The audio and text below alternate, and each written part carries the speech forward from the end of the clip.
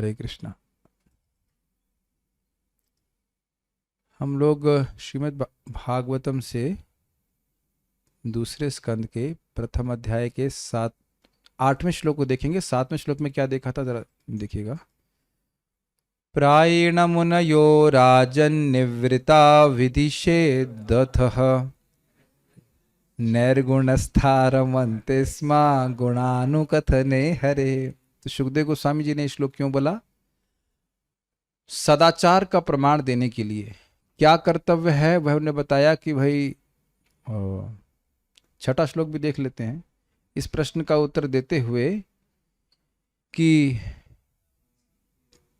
क्या कार्य है, करने योग्य कार्य क्या है, उसको उन्होंने बताया था 2.1.6 में।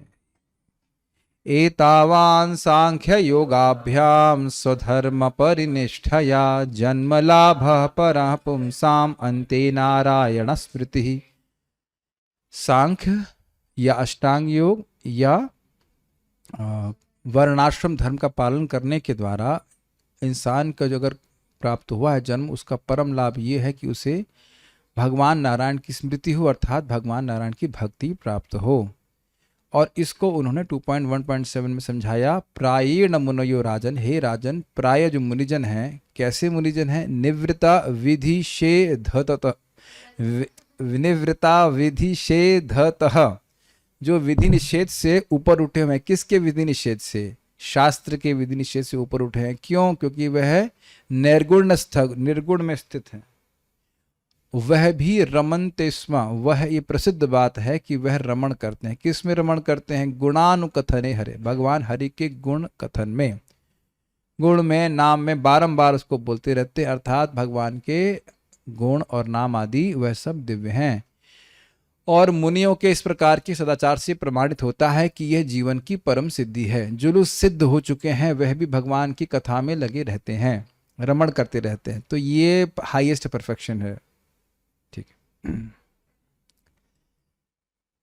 अब एकदम से वो कह रहे हैं कि मैं ये भागवत पढ़ा। What is this? इसका लिंक क्या है? देखिए, लिंक ये है, श्रीधर स्वामी कहते हैं कि राजन कह रहे हैं, मान लो राजन कहें, परीक्षित महाराज कह रहे हैं कि ये तो आप एकदम अपूर्व बात कह रहे हो। ऐसा तो पहले कभी किसी ने नहीं कहा कि जीवन की परम सिद्धि जो है भगवान की नारायण स्मृति है, इत्यादि इत्यादि। मान लो ऐसा है राजन, तो कहते हैं हाँ, मैं अपूर्व बात ही कह रहा हूं। और आपने वो जो प्रश्न किया था ना कि क्या सुनना चाहिए, क्या बोलना चाहिए, क्या स्मरण करना चाहिए, तो उसका उत्तर यह है कि इदम भागवतम बोलना चाहिए, सुनना चाहिए और स्मरण करना चाहिए। और ये भागवत में अब आपको सुनाऊंगा, तो उसको फिर अपने प्रमाण से बता रहे हैं कि 8 और 9 में कि यद्यपि वह स्वयं, सुखदेव गोस्वामी स्वयं निर्गुण अवस्था में स्थित थे, फिर भी वह भागवतम के द्वारा आकृष्ट हुए, भागवत को पढ़े थे। तो पहले पढ़ने अपने बारे में बता रहे हैं कि क्यों पढ़े थे, क्यों पढ़े थे, कब पढ़े थे, उसको इस श्लोक में बता रहे हैं। लिंक को समझ में आ रहा है? जो प्रश्न किए थे कि क्या सुनना चाहिए इत्यादि, वह उसको बोल रहे हैं भागवत सुनना चाहिए। तो इसलिए यह बोलना शुरू कर दी कि इदम भागवतम नाम। अन्यथा ये बात एकदम से आउट ऑफ कॉन्टेक्स्ट जाती हुई दिख रही है। प्राय लोग मुनिजन भगवान के कथन में लगते हैं, इसलिए ये भागवतम, इसलिए भी नहीं, इदम भागवतम नाम। तो ये बात कनेक्टेड नहीं लगती। तो कनेक्शन समझ पा रहे हैं? तो कनेक्शन ये है कि ये भागवत ही सारे प्रश्नों का उत्तर है जो आपने किए थे, इसलिए बोल रहा हूं। 100 की सीधी बात। ओके, ये लिंक अपरेंट नहीं होता है, लेकिन महाराज इस प्रकार से उसको समझाए हैं। तो देखते हैं, प्लीज चैंट आफ्टर मी।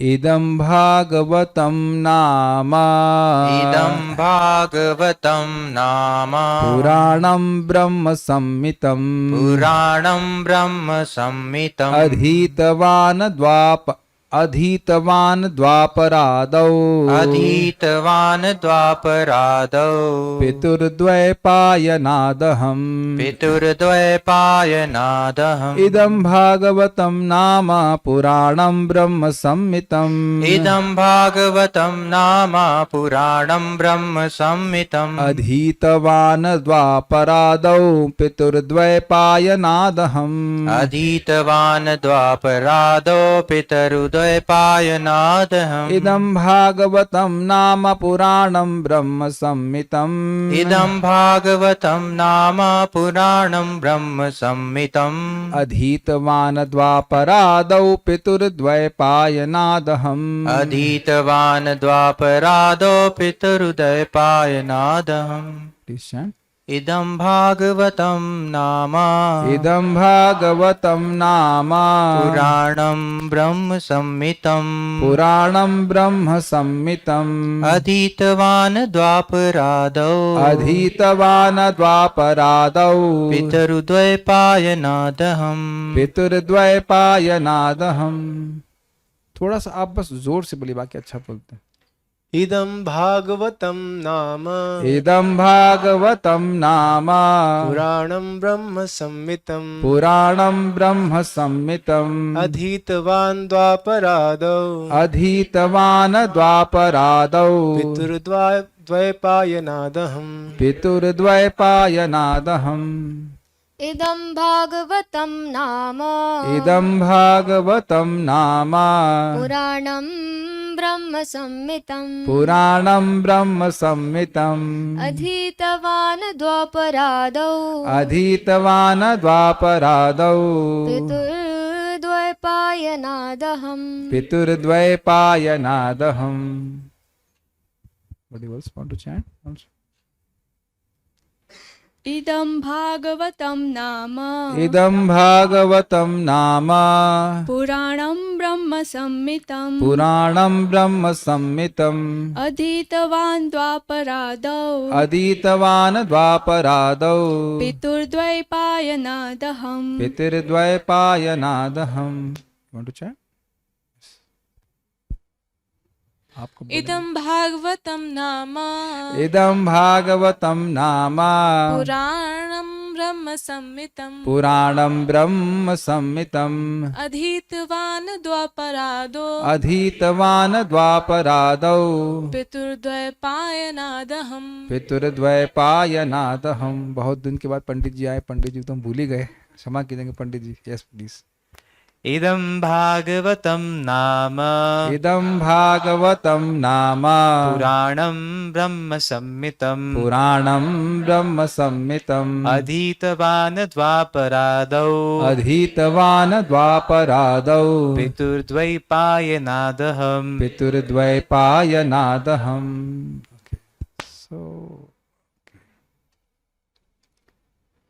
द्वापर युग के अंत में अपने पिता श्रील द्वैपायन व्यासदेव से मैंने श्रीमद् भागवत नाम के इस महान वैदिक साहित्य के अनुपूरक ग्रंथ का अध्ययन किया, जो समस्त वेदों के तुल्य है। अन्वय। इदम यह भागवतम श्रीमद् भागवत नाम नामक ब्रह्म संहितम वेदों के सार स्वरूप स्वीकृत पुराणम पुराण को अहम मैंने द्वैपायनाथ द्वापर, ये मिस्टेक हो गया है, मैं भी ध्यान नहीं दिया, ये बहुत बड़ी मिस्टेक हो गई। द्वैपायनाथ अर्थात द्वैपायन व्यासदेव से पितु अपने पिता द्वैपायन व्यासदेव द्वापर आदौ द्वापर युग के अंत में अधीतवान अध्ययन किया। कहाँ गया? डांटूंगा तो नहीं, लेकिन उससे पहले कि वीडियो ऑफ हो मैं देख के उसको।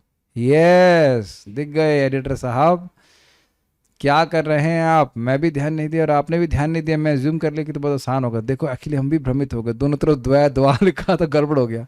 द्वैपायनाथ मतलब द्वैपायन व्यासदेव के द्वारा, द्वैपायन वासुदेव से। तो थोड़ा देख लीजिएगा, गलती हो गई। आज दिन ही खराब है।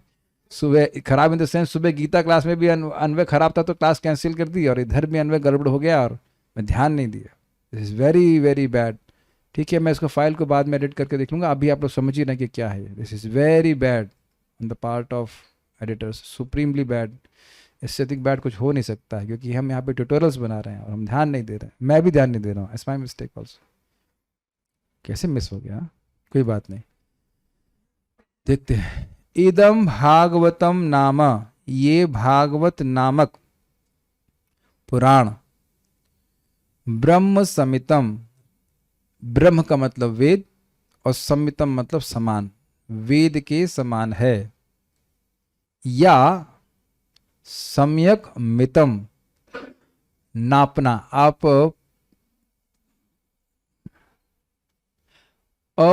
परिमित शब्द जानते हैं? परिमित, परिमित जो लिमिटेड है, जिसको नापा जा सके, अच्छे से नापा जा सके, और अपरिमित इसको नापा नहीं जा सके। तो मित का अर्थ होता है नापना, मित का अर्थ होता है ज्ञान भी। तो मित मतलब यहाँ पे नापना, नापना बड़ा अच्छा है। ज्ञान भी लिया जा सकता है अनुवाद, लेकिन हम महाराज से सुने जब नापा जा सकता है, तुमको बड़ा अच्छा शब्द लगा। ब्रह्म सम्मितम, ये ना, जिसके द्वारा, जिस पुराण के द्वारा ब्रह्म को नापा जाए। ब्रह्म मतलब भगवान श्री कृष्ण, उनकी लीला कैसी है, उनका नाम क्या है, उनके दिव्य गुण क्या है, उसको ठीक ठीक नापा जा सकता है इस पुराण के द्वारा। इसको मैंने अधीतवान, अहम शब्द आप लास्ट में देख रहे हैं, अहम अधीतवान, मैंने पढ़ा। पढ़ा का मतलब प्राप्त किया, ये नहीं कि किताब उठाई और पढ़ना शुरू कर दिया। ध्यान देना होगा कि उस वक्त किताबें नहीं लिखी जाती थी। द्वापर आदव, कब पढ़ा आपने? द्वापर जिसका आदि है, द्वापर जिसकी शुरुआत है, उस काल में पढ़ा। द्वापर किसका आदि है? कलयुग का। कलयुग के पहले द्वापर आता है, तो यानी कि द्वापर युग के अंत में और कलयुग की शुरुआत में मैंने इसका अध्ययन किया। द्वापर युग जिसका आदि है उसको कहेंगे द्वापर आदव। Got it? जैसे बोतल के ऊपर कैप होता है, उस तरह से कह लीजिए। तो द्वापर जिसका आदि है, अर्थात द्वापर के अंत में, अर्थात कलयुग की शुरुआत में। कलयुग की शुरुआत में द्वापर युग था कि नहीं? तो द्वापर युग की दूसरी संध्या, एक होती है, हर युग की दो संध्या होती है, क्या नाम बता सकते हैं? कुछ भूल रहा हूं। दोनों युगों में, लाइक सतयुग और त्रेता के बीच में एक संध्या आएगी, 10,000 साल की होती, 5,000 दोनों तरफ। तो संध्या क्या, जो अब द्वापर युग का अंत होगा उसके 5,000 साल कह लेते हैं, और सही बोल रहा हूं, 10,000 साल, जो भी है। द्वापर युग और कलयुग के जो बीच वाला टाइम है, उसमें टाइम फ्रेम कितना होता है मैं भूल रहा हूं, लेकिन वो जो संध्या का समय होता है उसमें धर्म की प्रवृत्ति बहुत अधिक होती है। इस समय युग संध्या चल रही है, अभी कलयुग शुरू हुआ नहीं पूरी तरह से, जस्ट इन केस आप सोच रहे हो कि अभी बुरा है।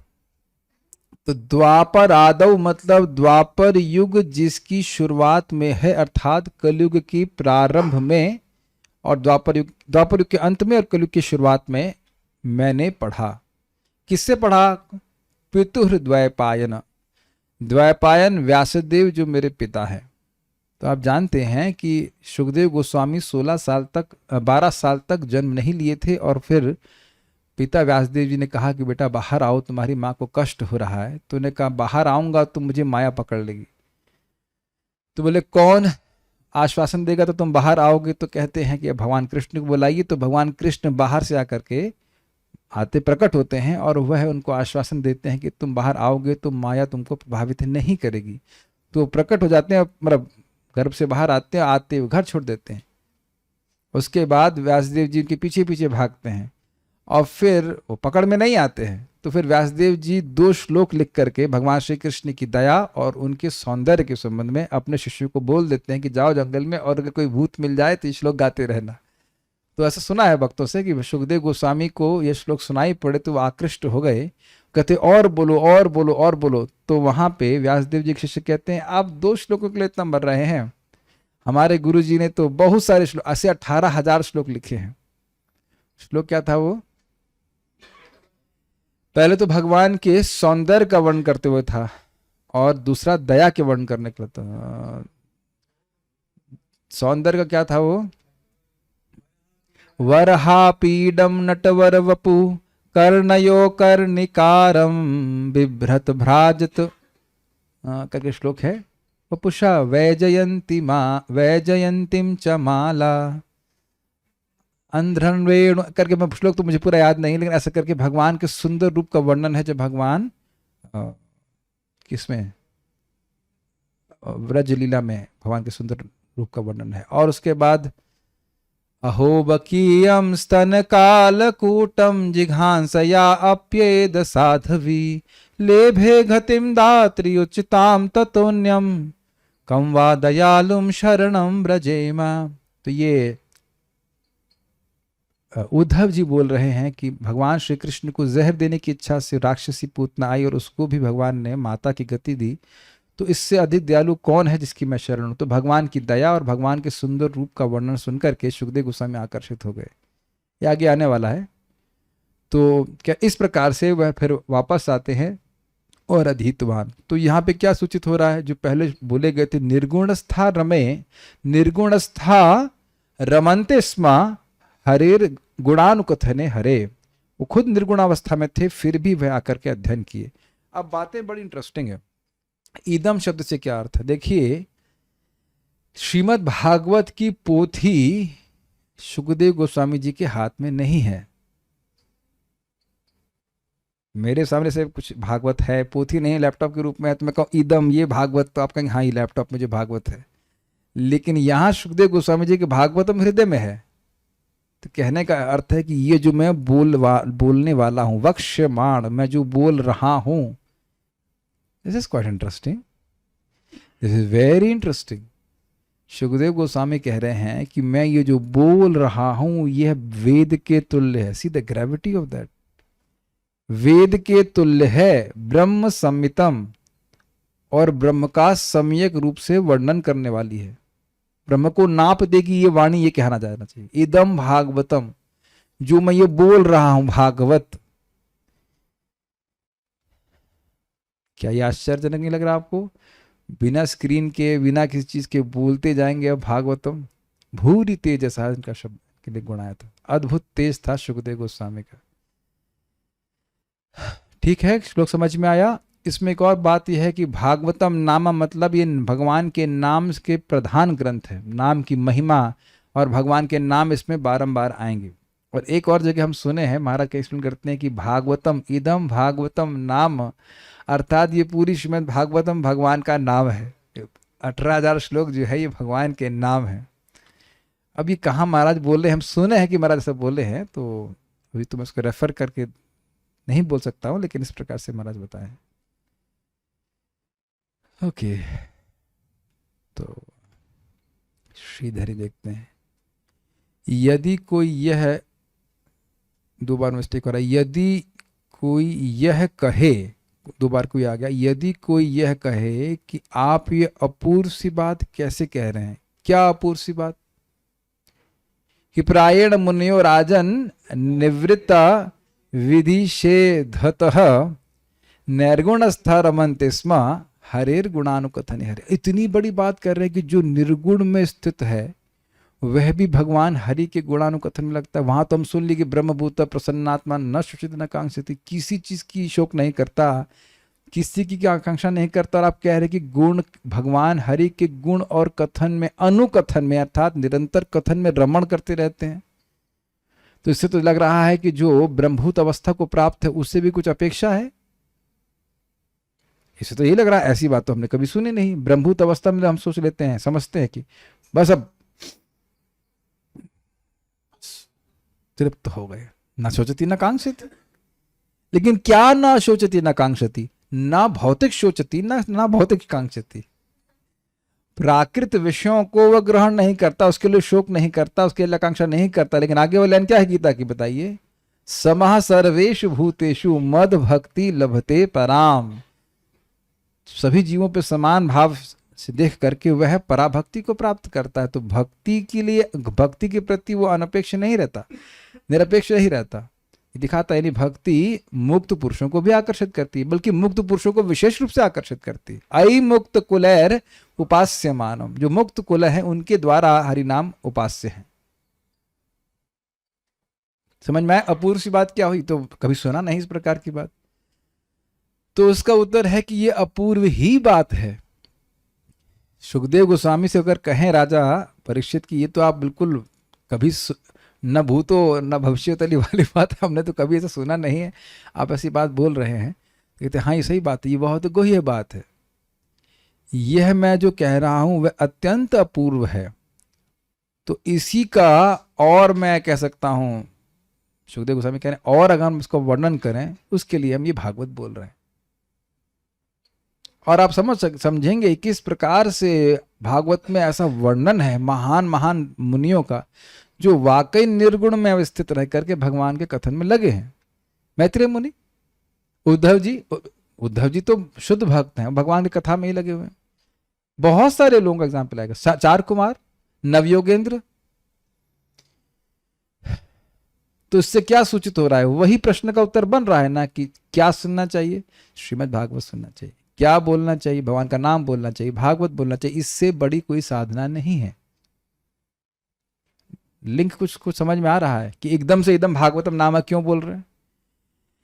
इदम अर्थात यह भगवान के द्वारा प्रोक्त भागवत पुराण है। इदम भागवतम भगवान ने स्वयं कही। दूसरे स्कंद में ही आप आगे पढ़ने वाले हैं कि 4 श्लोकों के रूप में, कंडेंस्ड रूप में, मतलब कंडेंस क्या बोलेंगे इसको, सांद्रीभूत, संक्षेप में कह सकते हैं, सांद्रीभूत भी ठीक ही है, सारांश नहीं, सार रूप में भगवान ने ब्रह्मा जी को बोली और फिर उसका ही विस्तार होता चला गया। ठीक है।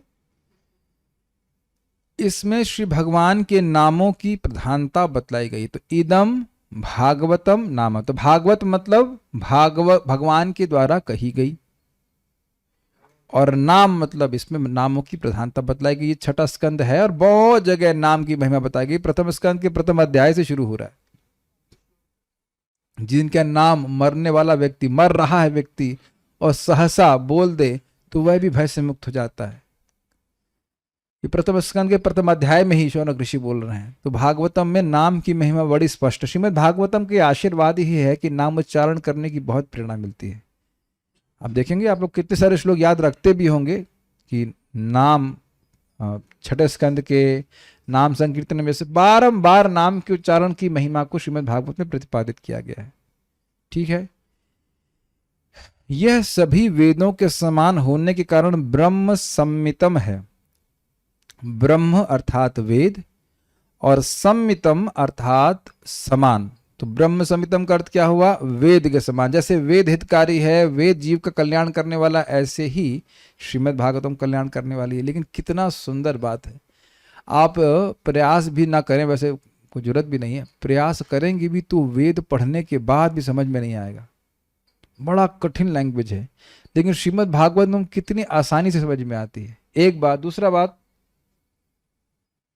प्रथम स्कंद के हम लोग व्यासदेव जी के विमर्शन के बारे में सुन चुके हैं कि त्रयी न श्रुति गोचरः, स्त्री शूद्र द्विज बंधु नाम त्रयी न श्रुति गोचरः।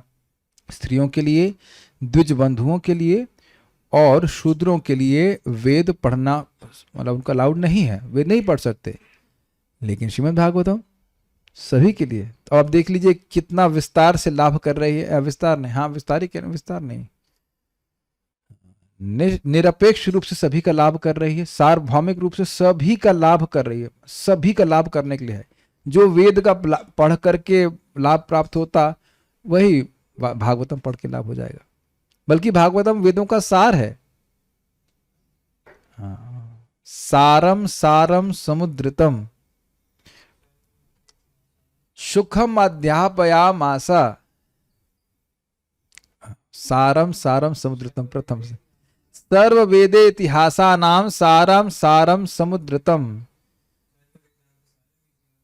नहीं, ये भागवतम की बात कर, भागवतम का श्लोक है। सर्व वेद इतिहासा नाम सारम सारम, ऐसे श्लोक वहीं से ही है। ठीक, फर्स्ट कैंटो में। तो ब्रह्म संहितम का समझ में आया। पहला अर्थ क्या है ब्रह्म संहितम? क्विज में आएगा, सुनिए ध्यान से। ब्रह्म संहितम, और क्विज भी आज ही आएगी। ब्रह्म संहितम का अर्थ क्या है? ब्रह्म मतलब वेद, संहितम मतलब समान, वेद के समान है। वेद से ऊपर कोई ज्ञान तो है नहीं, तो स्पष्ट है। और आप जानते हैं कि वेदांत सूत्र वेद का निष्कर्ष है और उसके ऊपर टिप्पणी है श्रीमद् भागवतम, तो उस अर्थ में भी समझ में आ ही रहा है। अथवा इसको ब्रह्म समितम कहने का अभिप्राय यह है कि इस पुराण के द्वारा ब्रह्म को खूब अच्छी तरह से माप दिया गया है। ये बहुत अच्छा अर्थ लिया गया है। ब्रह्म सम्यक मितम येना मतलब जिसके द्वारा ब्रह्म को सम्यक रूप से मितम अर्थात माप दिया जाए। यह भी क्विज का क्वेश्चन है। अर्थात जिसके द्वारा ब्रह्म को सम्यक रूप से मितम अर्थात नाप दिया गया है। हम बस पढ़ रहे हैं लिखे ताकि आप लोग जो लिखा वही पढ़ दे रहे हैं ताकि आसानी से समझ आए। इसमें महाराज का कमेंट है, उसको हम लिख दें यहाँ पे। जिस ब्रह्म के विषय में लोग अटकलबाजी करते हैं, अटकलबाजी मतलब स्पेकुलेशन करते हैं कि ये ब्रह्म ऐसा है वैसा है, उसको श्रीमद् भागवत में पूरा बता दिया गया, नाप दिया गया, बता दिया, एकदम क्लियर डिफाइन कर दिया गया, वर्णन कर दिया गया। भगवान कृष्ण का रूप कैसा है, उनकी दया कैसी है, अभी श्लोक बताया था ना, क्या दया है। अरे पूतना जो उनको मारने के लिए आई उसको भी भगवान ने माँ की गति प्रदान कर दी। हाँ, ये दया समझ में आ रही है। अच्छा ठीक। सुंदर कितने हैं तो उसका वर्णन है इस प्रकार से। और नहीं तो उस सच्चिदानंद की प्राप्ति करनी है, उस सच्चिदानंद की प्राप्ति करते करते यह भी मुख से नहीं निकलेगा कि किस सच्चिदानंद की प्राप्ति करनी। थिंक अबाउट इट कि सन्यासी बोल रहा है, वहां का सन्यासी ड्रेस में थे एटलीस्ट, और वो हल्ला किया जा रहा है सच्चिदानंद की प्राप्ति करनी। Can you see his darkness, कितने अंधकार में है कि मुख से एक बार भी निकला नहीं Krishna. Can you see the envy towards the lord, कि मुख से एक बार भी कृष्ण नहीं निकल रहा है। वो बार बार सोच रहा है उस सच्चिदानंद अर्थात उस ब्रह्म की प्राप्ति करनी, सोच वही रहा है, इसलिए मुख से कृष्ण कैसे निकलेगा। एक बार भी आप लोग के चित्त में कभी आ रहा है कि उस ब्रह्म की प्राप्ति करनी है, या बल्कि यहां ब्रह्म संहिता मतलब वेद, या ब्रह्म मतलब भगवान। This is a matter of hearing. चलिए, सबका वर्णन हुआ, उनका सम्यक वर्णन किया गया। सम्यक मतलब ठीक प्रकार से वर्णन किया। ब्रह्म संहितम के दोनों अर्थ समझ में आ गए जी। प्रश्न होता है कि आपने इस पुराण को कहां से प्राप्त किया। ये किसने प्रश्न किया है? किसी ने नहीं किया है, सीधा स्वामी प्रश्न उठा रहे हैं कि कहां किया है। तो इसका उत्तर है कि मैंने इसको अपने पिता महर्षि द्वैपायन से पढ़ा है। देखिए, पिता से आशा है कि पिता अपने बेटे को बहुत प्रेम से खिलाता पिलाता है। तो प्रथम स्कंद में हम सुन चुके हैं कि श्रीमद् भागवतम सार है, जैसे दूध का सार या दही का सार है मक्खन, तो इस वेद के सार को मक्खन रूपी श्रीमद् भागवतम को अपने हाथ से अपने बेटे को खिलाया, बड़े प्रेम से खिलाया। शुकम अध्यापया मासा, हम लोग प्रथम स्कंद में पढ़ चुके हैं इस बात को। अपना शुकम कहने का आशय यह है कि बेटा प्रिय होता है पिता को, तो इसलिए पढ़ाया। और उसका वो श्लोक ढूंढेंगे तो उसमें और भी बातें आ रही थी कि अच्छा, बेटा होने से क्या वो भागवत के अधिकारी हो गए? तो कहते हैं नहीं, निवृत्ति निरतः मुनि, ये शब्द भी आया था कि वो है निवृत्ति में निरत थे, अर्थात पूरी तरह से वो दिव्य अवस्था में थे। केवल बेटा था, पगला होगा तो सारा भागवत पढ़ाई जाएगी। ये ध्यान देना होगा कि व्यासदेव जी ने विशेष रूप से तपस्या करी थी सुखदेव गोस्वामी को बेटे के रूप में प्राप्त करने के लिए, ताकि उनको भागवत पढ़ा सकें। Isn't it amazing? क्या व्यासदेव जी में तपस्या की कमी है? पहले बोल चुके कि ब्रह्मानुभवी लोगों में वह सर्वश्रेष्ठ थे। स्वयं व्यासदेव जी बोल रहे हैं, जब वो परेशान थे तो बोल चुके हैं कि वेद का पठन पाठन करने वालों में मैं सर्वश्रेष्ठ हूं। और वह भी तपस्या किए सुखदेव गोस्वामी को बेटे के रूप में प्राप्त करने के लिए। क्यों? क्योंकि वह श्रीमद् भागवतम को देना चाहते थे। उनके अलग अलग जो शिष्य थे उनकी रुचि अलग अलग चीजों में थी, तो उनको नहीं लगा कि ये श्रीमद् भागवतम को बोलने के अधिकारी हैं या स्वीकार करने के अधिकारी हैं। तो तपस्या किए, पुत्र प्राप्त किए, पूरी बात आप जानते ही हैं। उसके बाद बड़े प्रेम से वह सुखदेव गोस्वामी को ये श्रीमद् भागवतम का अध्ययन कराए। फिर प्रश्न होता है कि कब आपने पढ़ा? तो उसका उत्तर है द्वापर आदौ, द्वापर युग के अंत में। द्वापर युग की शुरुआत में नहीं। द्वापरादौ पद का विग्रह है द्वापर आदिर यस्य कालस्य तस्मिन्। जिस काल के आदि में द्वापर विद्यमान हो, अर्थात द्वापर के अंत में। ये समझ में आ रहा है बात? जिस काल के शुरुआत में द्वापर विद्यमान हुआ, अर्थात कलयुग की शुरुआत में और द्वापर युग के अंत में ये बात हुई। मैंने पढ़ा। क्यों?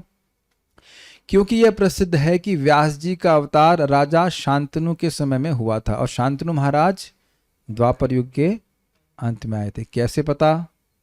सत्यवती के बेटे हैं ये व्यासदेव, और सत्यवती वाइफ मतलब पत्नी है शांतनु की। तो शांतनु महाराज अगर द्वापर की शुरुआत में आए होते या व्यासदेव जी शुरुआत में आए होते तो बात नहीं बनती ना। शांतनु आए हैं द्वापर के अंत में। जी, शांतनु के बेटे भीष्म पितामह हैं। वो जो जैसे भी जोड़ लीजिए, लेकिन शांतनु आए हैं द्वापर युग के अंत की तरफ, तो इसलिए ये सब बातें द्वापर युग के अंत में हुई थी। इसको ये प्रश्न पहले भी किया जाए, कस्मिन युग प्रवृत्तेयम कालेना कस्य हेतुना इत्यादि, ये सब आप शौनक ऋषि ने भी प्रश्न किया, तो यही बात बोली गई थी कि द्वापर युग के अंत में आ गया। ठीक है, सारार्थ दर्शनी। किंतु यह आश्चर्यमय कथा पूर्व में क्यों नहीं सुनी गई? यह सत्य है कि यह आश्चर्यजनक है। वही सेम लिंक है, यही इस श्लोक में बतलाया गया है। भागवतम अर्थात जो भगवान द्वारा उक्त है अथवा भगवान कृष्ण से संबंधित कृति है। तो दो अर्थ आ गए यहाँ पे। पहला वाला अर्थ था स्पष्ट, भागवतम मतलब भगवान ने कही है। दूसरा, भगवान के संबंध में कही गई है। भागवतम के 4 श्लोक भगवान ने कहे जो मूल श्लोक हैं, चतुश्लोकी भागवत, और अन्य भी तो उनके विस्तार के रूप में अन्य भक्तों ने कहे हैं। तो भागवतम मतलब भगवान के द्वारा कही, और दूसरा अर्थ क्या है? भगवान के संबंध में कही गई। दोनों में भेद नहीं है। अथवा इदम भागवतम अर्थात यह कृति, यह इदम, यह जो भगवान के संबंध में है, अर्थात यह स्वयं भगवान श्री कृष्ण का प्रतिनिधित्व करता हुआ उनका स्वरूप है। तो तीसरा अर्थ समझ में आया। इदम भागवतम मतलब हुआ कि ये एक हो गया भागवत भगवान ने कही, दूसरा भगवान के संबंध में कही, और दूसरा है कि भगवान का वांग्मय अवतार है। ये प्रभुपाद जी बताएंगे, वाणी रूप अवतार है। श्रीमद् भागवतम को पढ़ना सुनना मतलब भगवान का दर्शन करना। जैसे भगवान की आरती करते हैं, ऐसे भागवतम की भी आरती कर सकते हैं, लेकिन केवल आरती नहीं की जाती है। कुछ लोग होते हैं कि पिछली प्रोफेशनल कथा में आप देखेंगे, कथा हो गई, अब कथा में आए कि नहीं आए पता, लेकिन अंत में आरती करने के लिए आ जाते हैं। आरती करते परिक्रमा करते हैं, चले जाते हैं, हाँ हो गया बस। उसको सुनना चाहिए, लेकिन आरती भी की जाती है। यानी कि भागवतम में भगवान के द्वारा प्रदत्त सारे आशीर्वाद विद्यमान हैं। तीनों अर्थ समझ में आ रहे हैं? आप जान ही रहे होंगे कि क्विज में पूछा जाएगा जी। क्विज कौन सी तारीख में हो रही है? 8/7/2022। जी हाँ। इदम अर्थात यह शास्त्र, यह शास्त्र का मतलब जो पोथी, जो बुक उनके सामने थी, है ना? नहीं, सब सो रहे हैं यहाँ पे। पोथी वोथी कुछ नहीं थी, जो उनके हृदय में श्रीमद् भागवतम थी, जो पढ़ के सब समाहित कर ली, तो वो बोलने वाले हैं, उसकी बात कर रहे हैं। ये बहुत भ्रमित हो जाएंगे ना। इदम शब्द मतलब ये मतलब कहाँ? देखिए, सामान्य भाषा में भी हम लोग बोलते हैं ये जो मैं कहने जा रहा हूं, तो वहां पे होगा ना इदम वाक्यम अहम ब्रविष्यामि, मैं बोलूंगा, मैं जो बात बोलूंगा, यह कहते, तो बात अभी प्रकट नहीं हुई है, लेकिन बोल देते हैं यह। क्या मेरे भक्त, हमारे प्रिय आत्माएं समझ पा रहे हैं इस बात को? इदम, इस बात को, यह बात आप समझ रहे हैं? आप कहेंगे इदम माउस, ये माउस, तो ये माउस है, लेकिन मैं जो बोलने जा रहा हूं तो अभी वहां भी तो इदम लग जाएगा ना। इदम वाक्यम, ठीक है। इदम अर्थात यह शास्त्र भगवत लीलामय है, अर्थात भगवान की लीलाओं से पूरित भरा हुआ है, और आपके और मेरे मध्य प्रश्न उत्तर संवाद के माध्यम से प्रकट हुआ है। अब इतना सुंदर ये अर्थ लिया गया है। देखिए परीक्षित महाराज जी, अगर आपने ये प्रश्न नहीं किया होता कि किम श्रोतव्यम अथ जप्यम, किम क्या था, ये था किम कर्तव्यम भजनीयम वा इत्यादि, तो यह इदम भागवतम, यह भागवत प्रकट नहीं होता, जो भगवान की लीला से पूरित है। पूरित मतलब भरा हुआ है। कितना स्वीट अर्थ है, समझ पाए इस बात को? बहुत सुंदर है।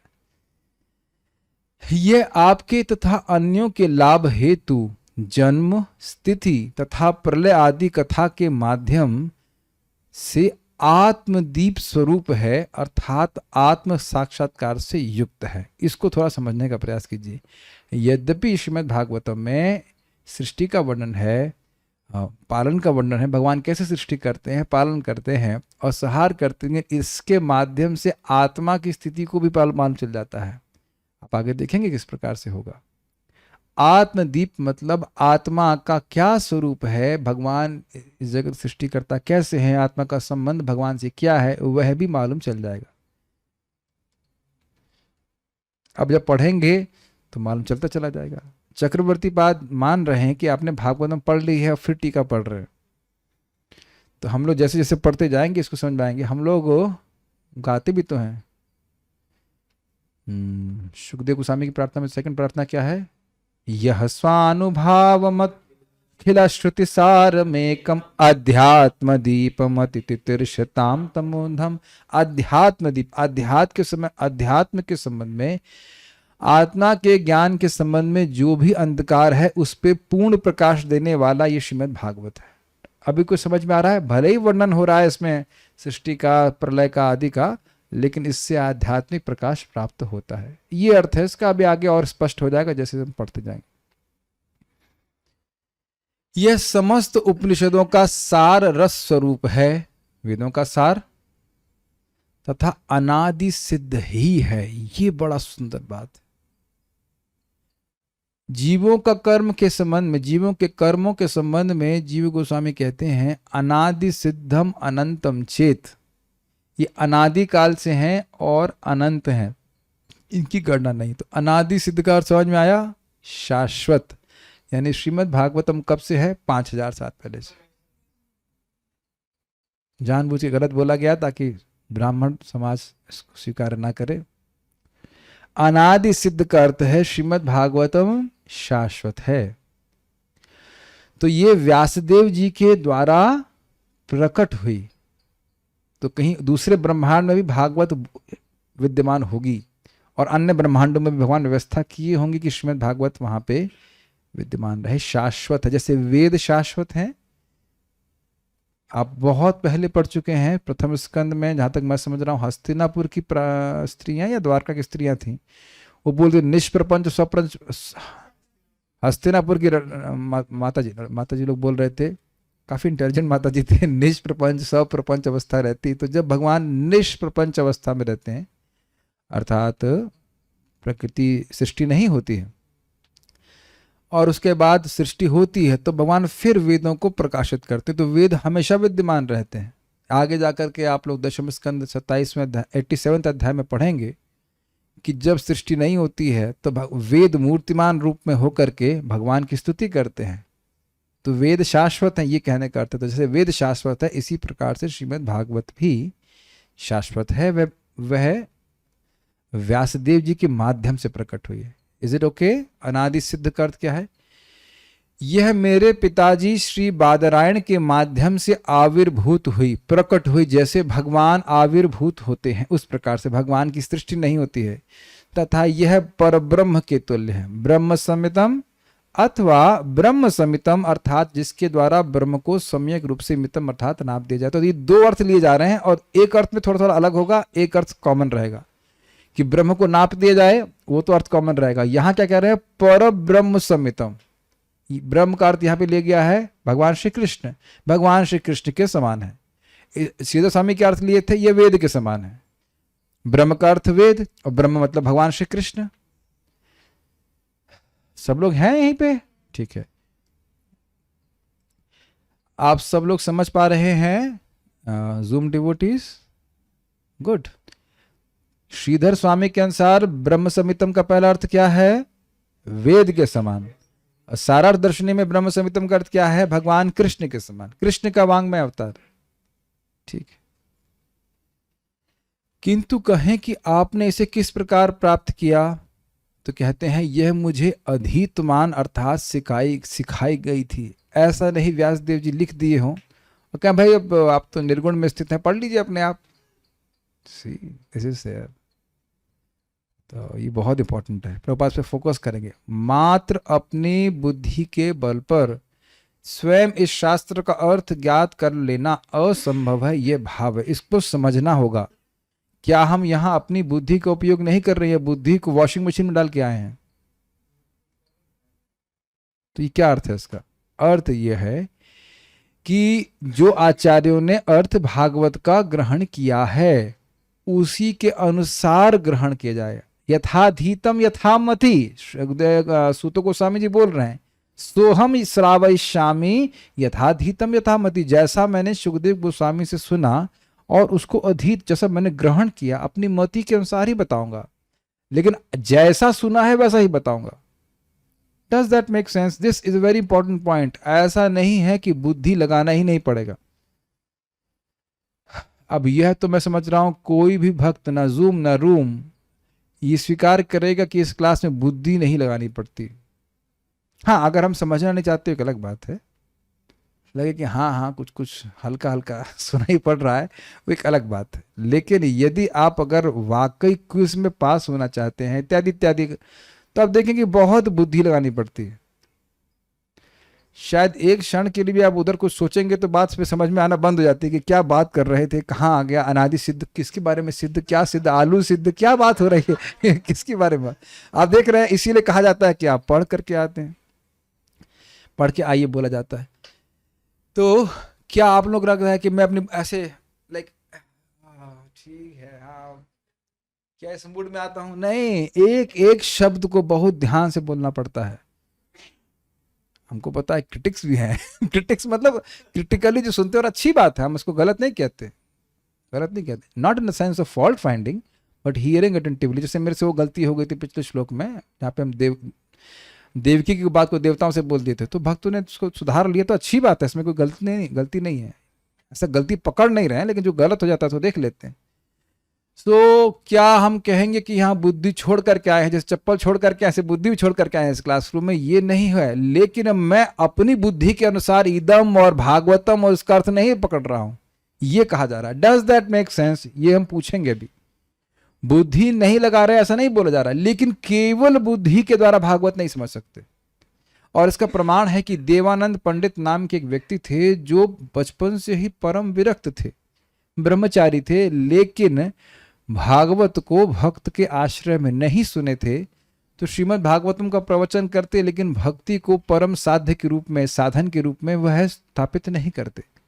और इस कारण से महाप्रभु उनसे बहुत क्रोधित होते थे, और जब उनको देखते तो कहते तेरी भागवत फाड़ दूंगा मैं व्हाट? क्योंकि जो भागवत का कंक्लूजन है उसे कुछ और बोलते हैं। महाराज बड़ा इसमें टिप्पणी करते हैं कि भाई यहाँ बहुत से व्यास घूमते रहते हैं जो व्यास आसन पे बैठेंगे और व्यासदेव जो बोल रहे हैं उसके सीधा विपरीत बोलते हैं उनको अद्भुत बात लगती है कि वहां भगवान व्यासदेव कह रहे सत्यम परम धीमहि, हम भगवान परम सत्य भगवान श्री कृष्ण का ध्यान करेंगे, वो कहेंगे हम निराकार का ध्यान कर रहे हैं। तो पहले श्लोक से ही उल्टी धारा बहा रहे हो, तो व्यासदेव हो कैसे तुम? व्यासदेव मतलब व्यास के प्रतिनिधि कैसे हो? Does that make sense? एक और बात हम यहाँ पे सीखेंगे कि व्यासदेव जी ने प्रथम श्लोक लिखा है हमारे पढ़ने के लिए, और दूसरा भी हमारे पढ़ने के लिए लिखा है। ऐसा नहीं कि उसको पढ़े बिना सीधे दशम स्कंद का जो भागवत का प्राण है, रस पंचाध्याय, उसको सीधे पढ़ना शुरू करें। बता रहे थे, कोई तो भक्त थे बता रहे थे अमेरिका में कहीं कुछ वो लोग अध्ययन चल रहा हो संस्कृत का, तो कहे कि भागवत पढ़ते, हाँ भागवत पढ़ते, क्या पढ़ते? रास पंचाध्याय, सीधे रास पंचाध्याय पढ़ते हैं, इंद्रियों पे कोई संयम नहीं है, और सीधे गोविंद की कथाएं सुनते रहे हैं, जो गोपियों की इंद्रियों को प्राप्त करने वाले गोपी जन वल्लभ इत्यादि। तो इस तरह से नहीं पढ़ना है। अधीतवान का अर्थ है कि जैसे व्यासदेव जी लिखे वैसे पढ़ना है आपको, ये भी आपको समझना होगा। रचा ही व्यासदेव जी ने इस प्रकार से है कि 9वें स्कंद तक आते आते हम लोग भागवत साक्षात्कारी हो जाएंगे।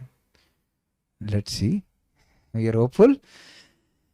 लेकिन यह आप लोग सब समझ रहे हैं ना कि प्रथम स्कंद को ठीक से पढ़ने का कुछ लाभ हुआ, और जो नहीं पढ़े हैं वह भी समझ रहे हैं कि पढ़ने का नहीं पढ़ने का बहुत नुकसान हुआ। अरे क्या क्या बातें रेफर कर देते समझ नहीं आता है। ओके, तो क्या सीख रहे हैं? अधीतवान अपनी बुद्धि की, केवल अपनी बुद्धि की बात कर रहे हैं, केवल अपनी बुद्धि के बल पर श्रीमद् भागवत को नहीं समझ सकते। Is that okay? क्या शब्द महत्वपूर्ण है मेरी इस इदम वाक्य में? केवल। ऐसा नहीं कि बुद्धि ही नहीं है, बुद्धि ही नहीं है, भाषा ही समझ में नहीं आ रही तो क्या फिर समझेगा भागवत? और यह क्या आप लोगों के द्वारा दृष्ट नहीं है? स्म का अर्थ क्या था पिछले श्लोक में? प्रसिद्ध है। और जनरली स्म का उपयोग किया जाता है कि वर्तमान काल का कोई क्रिया होती है उसमें स्म लगा दीजिए भूतकाल बन जाता है। तो अब स्म मतलब प्रसिद्ध कैसे हो गया? तो क्या आप सीधे स्वामी हैं? तो आचार्यों ने जो बोला अर्थ लिया वह ग्रहण करना। इज क्वाइट एस्टॉनिशिंग एक्चुअली जिस प्रकार से अर्थ लेते हैं। द्वापर आदव का अर्थ क्या है? द्वापर की शुरुआत में। द्वापर की शुरुआत में हो सकता हो आप संस्कृत दृष्टि से बोल दें, लेकिन वह संगत नहीं बनेगा। ओके, आचार्यों के अनुगत्य में हमको स्वीकार करना होगा, प्रभुपाद जी के तात्पर्य को पढ़ करके समझना होगा। ठीक है, क्योंकि भगवान कृष्ण के अवतार के अति पूर्व ही सत्यवती के द्वारा श्री द्वापायन व्यास प्रकट हुए थे, अतः वह द्वापर युग के प्रारंभ में प्रकट हुए हों यह संगत नहीं है। अतः यहाँ द्वापर शब्द द्वारा द्वापर के अंत को ही लक्षित किया गया है तथा द्वापरादौ, द्वापर परा होना चाहिए, द्वापरादौ अर्थात द्वापर के शेष भाग के आरंभ में अथवा द्वापर युग के शेष होने के कुछ पूर्व ही। थोड़ा समझने का प्रयास कीजिए। भगवान कृष्ण का अवतार के अति पूर्व, अति पूर्व मतलब बहुत पहले, और अति पूर्व मतलब बहुत पहले नहीं। हिंदी तो कम से कम इंप्रूव करो बच्चों। अति पूर्व, अति पूर्व मतलब बहुत पहले। बहुत पहले का मतलब होगा द्वापर की शुरुआत में आप बोल सकते हो, लेकिन कहते हैं अति पूर्व। ये प्रसिद्ध बात है कि भगवान कृष्ण के अवतार के बहुत पहले व्यासदेव जी का अवतार नहीं हुआ था। हे भगवान, यस तो बोल दिया करो बीच बीच में। आप तो पार्वती देवी की तरह सुन रहे हैं। ठीक है कि नहीं? Okay, no offence to her, but just okay.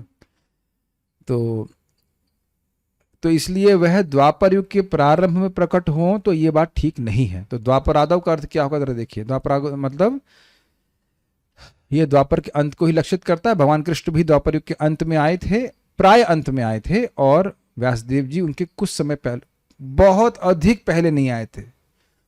कहूंगा कि कुछ समय पहले आए थे तो ऐसा लगेगा 2-4 साल पहले आए थे। नहीं नहीं, बहुत अधिक पहले नहीं आए थे, ये अर्थ है। क्योंकि भीष्मदेव के समकालीन ही तो हुए ना।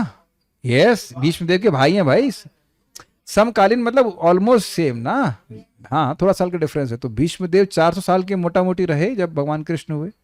मोटा मोटी मतलब 350 साल के रहे होंगे, जो भी 300 साल के। तो 300-400 साल पहले व्यासदेव जी आए। भीष्मदेव पहले व्यासदेव का जन्म हुआ, उसके बाद भीष्मदेव का जन्म हुआ ना। पहले व्यासदेव जी का जन्म हुआ था पराशर मुनि के द्वारा सत्यवती के थ्रू, और उसके बाद सत्यवती का विवाह हुआ शांतनु के। तो शांतनु के राज्य के समय में ही व्यासदेव जी उत्पन्न हुए। तो वही 400 साल पहले। तो मतलब अब ये भी नहीं कह सकते कि भगवान कृष्ण के आने के एकदम पहले जन्म लिए, लेकिन ये भी नहीं कह सकते कि द्वापर की शुरुआत पे हुए।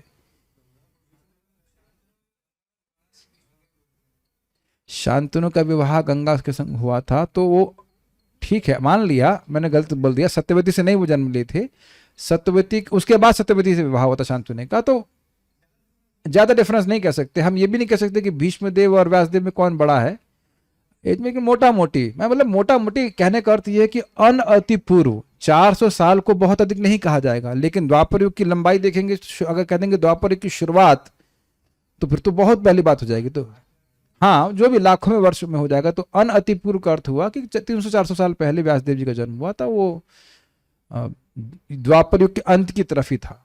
Is it okay? दूसरा क्या कह रहे हैं? द्वापर आदि अर्थात द्वापर के शेष भाग के आरंभ में, जो लास्ट का समय बचा था उसकी शुरुआत में, ये अर्थ है।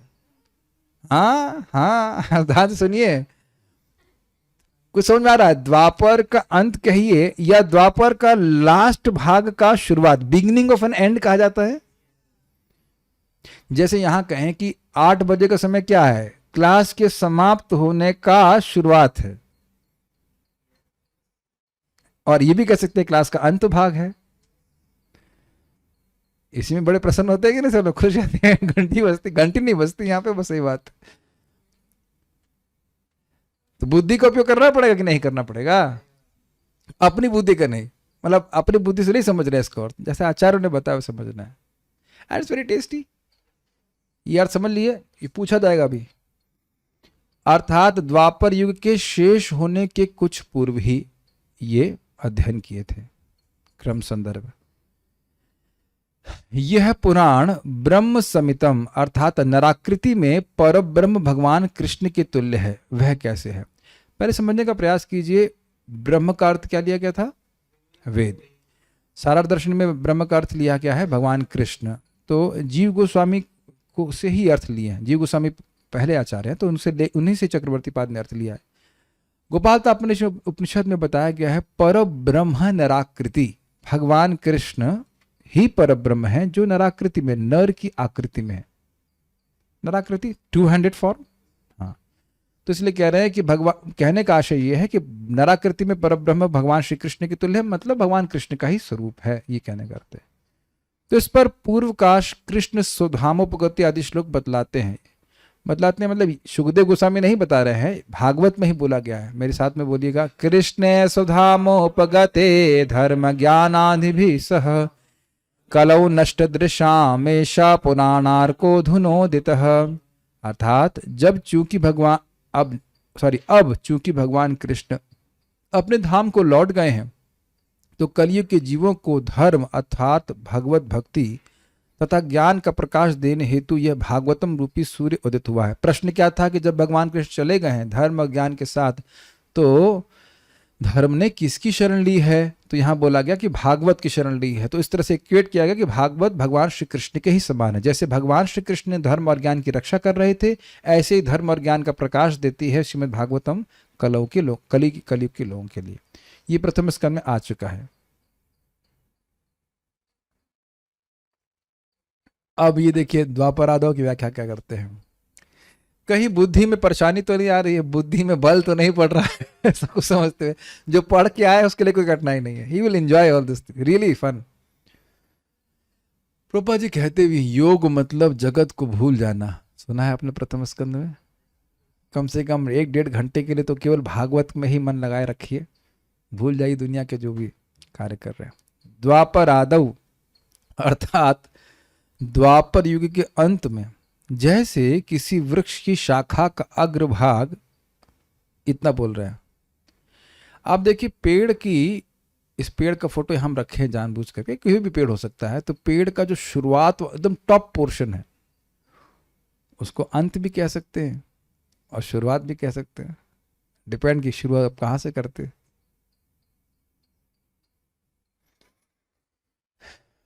पेड़ को आप देखते हैं तो पेड़ का सबसे ऊपर वाला भाग पहले दिख रहा है। तो अगर द्वापर आदौ अर्थात वृक्ष की जो ऊपर वाले भाग दिखता है, तो द्वापर का इधर वाला भाग दिख रहा है, तो वहां से द्वापर का आदि मतलब द्वापर का अंत। द्वापर का आदि मतलब द्वापर का अंत। भाई ये देखिए ना कि पेड़ का जो सबसे ऊपर वाला भाग है सबसे अंत में आता है कि नहीं, लेकिन दिखाई सबसे पहले पड़ रहा है। Are you still with me? मुझे लगता है जूम वाले तो सब छोड़ के भाग गए।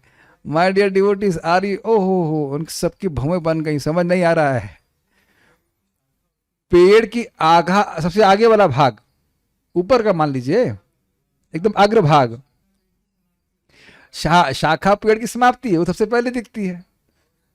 तो आप कह सकते हैं कि भाई वो शुरुआत है, क्योंकि दिख रही सबसे पहले। तो इसलिए कह रहे द्वापर आदौ मतलब जैसे वृक्ष की शुरुआत होती है, वृक्ष का जो एकदम आगे वाला अंत वाला भाग है उसको शुरुआत कह सकते हैं। पेड़ को कहाँ से देखना शुरू किया आपने? शुरुआत से देखना शुरू किया है। शुरुआत का मतलब शाखा का अंग, शुरुआत का शाखा का जो लास्ट भाग है वहां से देखना शुरू किया। प्रभुपाद इस अर्थ को लेते हैं, समझाते नहीं समझ में। ग्लूकोन डी पिलाइए इनको, इट्स टू डिफिकल्ट। पेड़ का शुरुआत वाला भाग क्या है? वस्तुतः शुरुआत वाला भाग क्या है? बीज के रूप में नीचे जड़ में है, जड़ में गया वो तो नहीं दिख रहा है।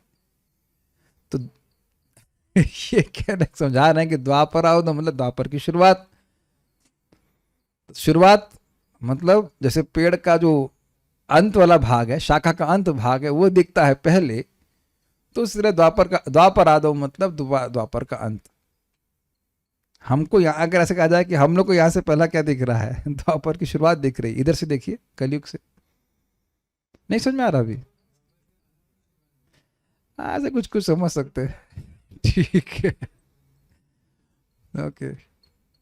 अथवा इसका अर्थ द्वापर युग की युग संध्या का प्रथम चरण भी हो सकता है। दूसरा अर्थ समझ गए? वो तो वही अर्थ है, संध्या समझ रहे हैं, दोनों की संध्या है, द्वापर का अंत हो रहा है और कलयुग का शुरुआत हो रहा है। तो ये सब कहाँ पढ़ा गया? मान लीजिए पढ़ी गई जब द्वापर का अंत का प्रथम चरण था। मैं फिर एग्जाम्पल दूंगा, मान लो क्लास 8:30 बजे समाप्त होती है, तो 8 बजे क्या कहा जाएगा? 8 बजे इसकी समाप्ति का प्रथम चरण है, 8:15 बजे उसका दूसरा चरण है, 8:30 बजे तक पूरी समाप्ति होता है ना। एक फर्स्ट घंटी दूसरी घंटी से बोलते थे ना, कहीं कहीं हम लोग कॉलेज में ऐसा होता है, किसी पीरियड में, एग्जाम में, हाँ एग्जाम में होता है, 1 घंटी बजती है फिर दूसरी घंटी बजती है, तो इसे बिगिनिंग ऑफ एन एंड कह सकते हैं। तो कह रहे हैं द्वापर युग की शुरुआत, अंत की शुरुआत में, जो लोग एग्जाम दिए वो सब समझ रहे हैं, द्वापर युग के अंत में, मान लो 5000 साल थे, जो भी रहा हो लास्ट का समय, मुझे नहीं पता एग्जैक्टली क्या है वो, तो उसकी शुरुआत वाले समय में ये कथा बोली गई है। 5000 साल तो नहीं कह सकते, क्योंकि परीक्षित महाराज के समय ही भागवत बोली गई, तो उसके कुछ समय पहले ही सुखदेव गोस्वामी जी भी बोले थे, लेकिन उसी समय में ये व्यासदेव जी आए थे।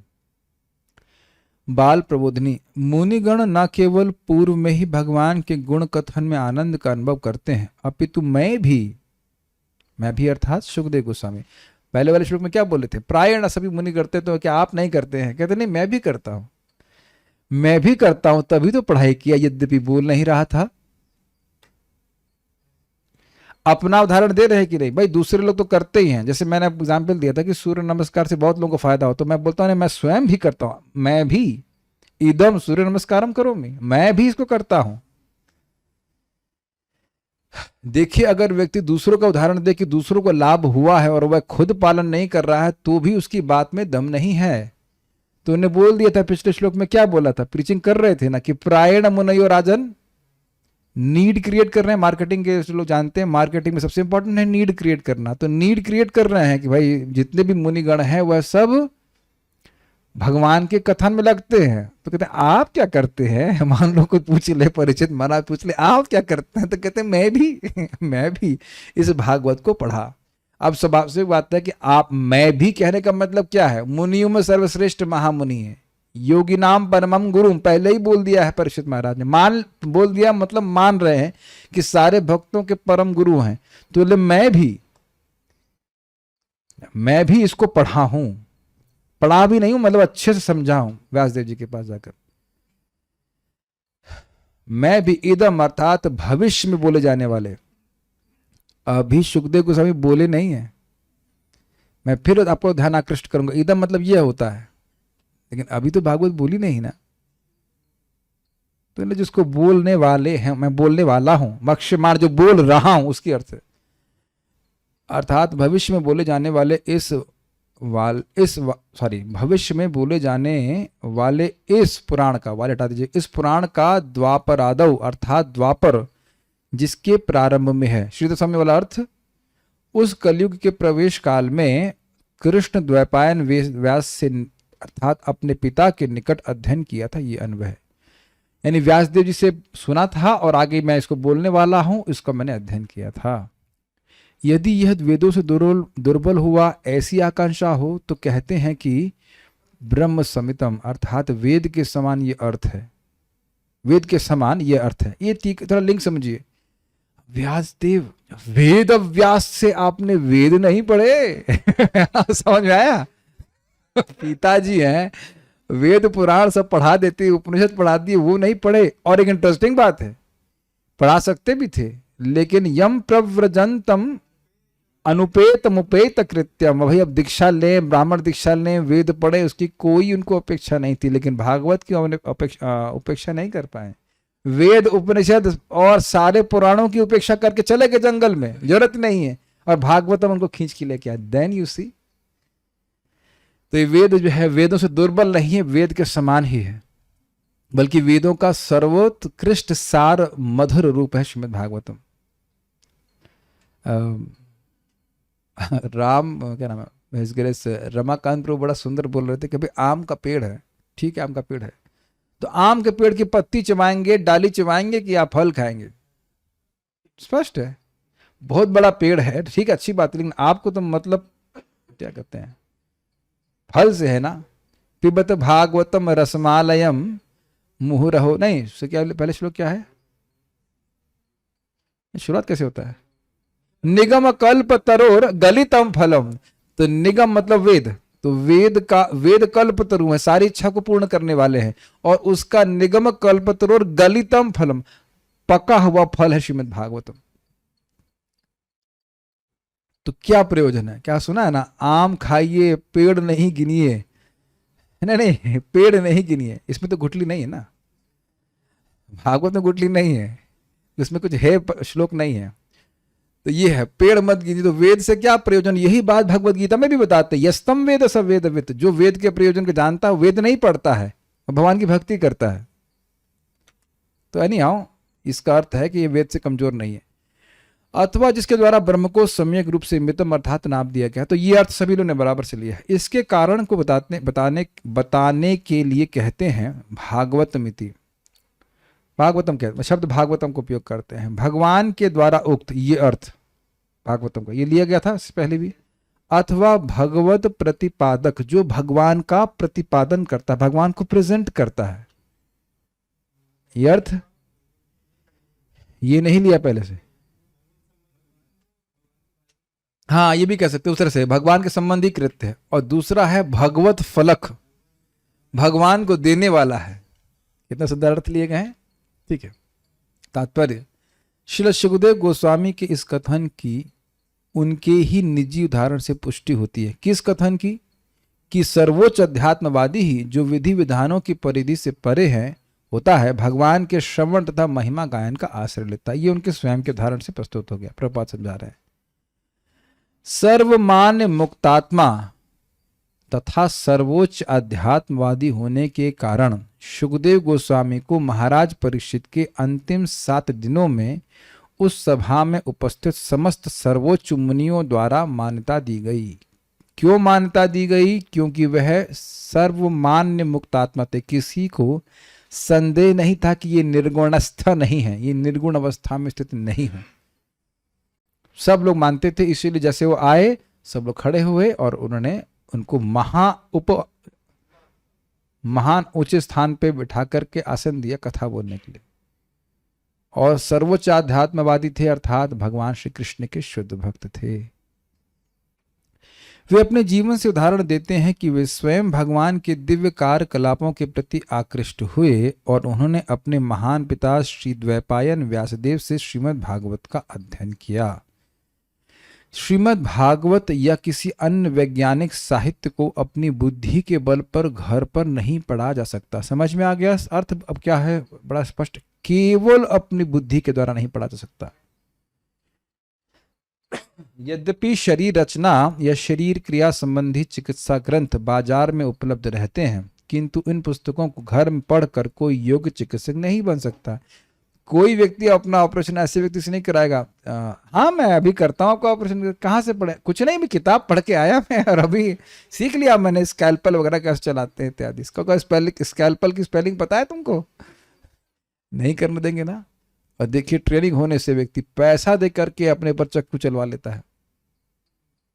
तो आप जान रहे हैं कि केवल किताब से बात नहीं समझ में आती, भक्तों का संग चाहिए।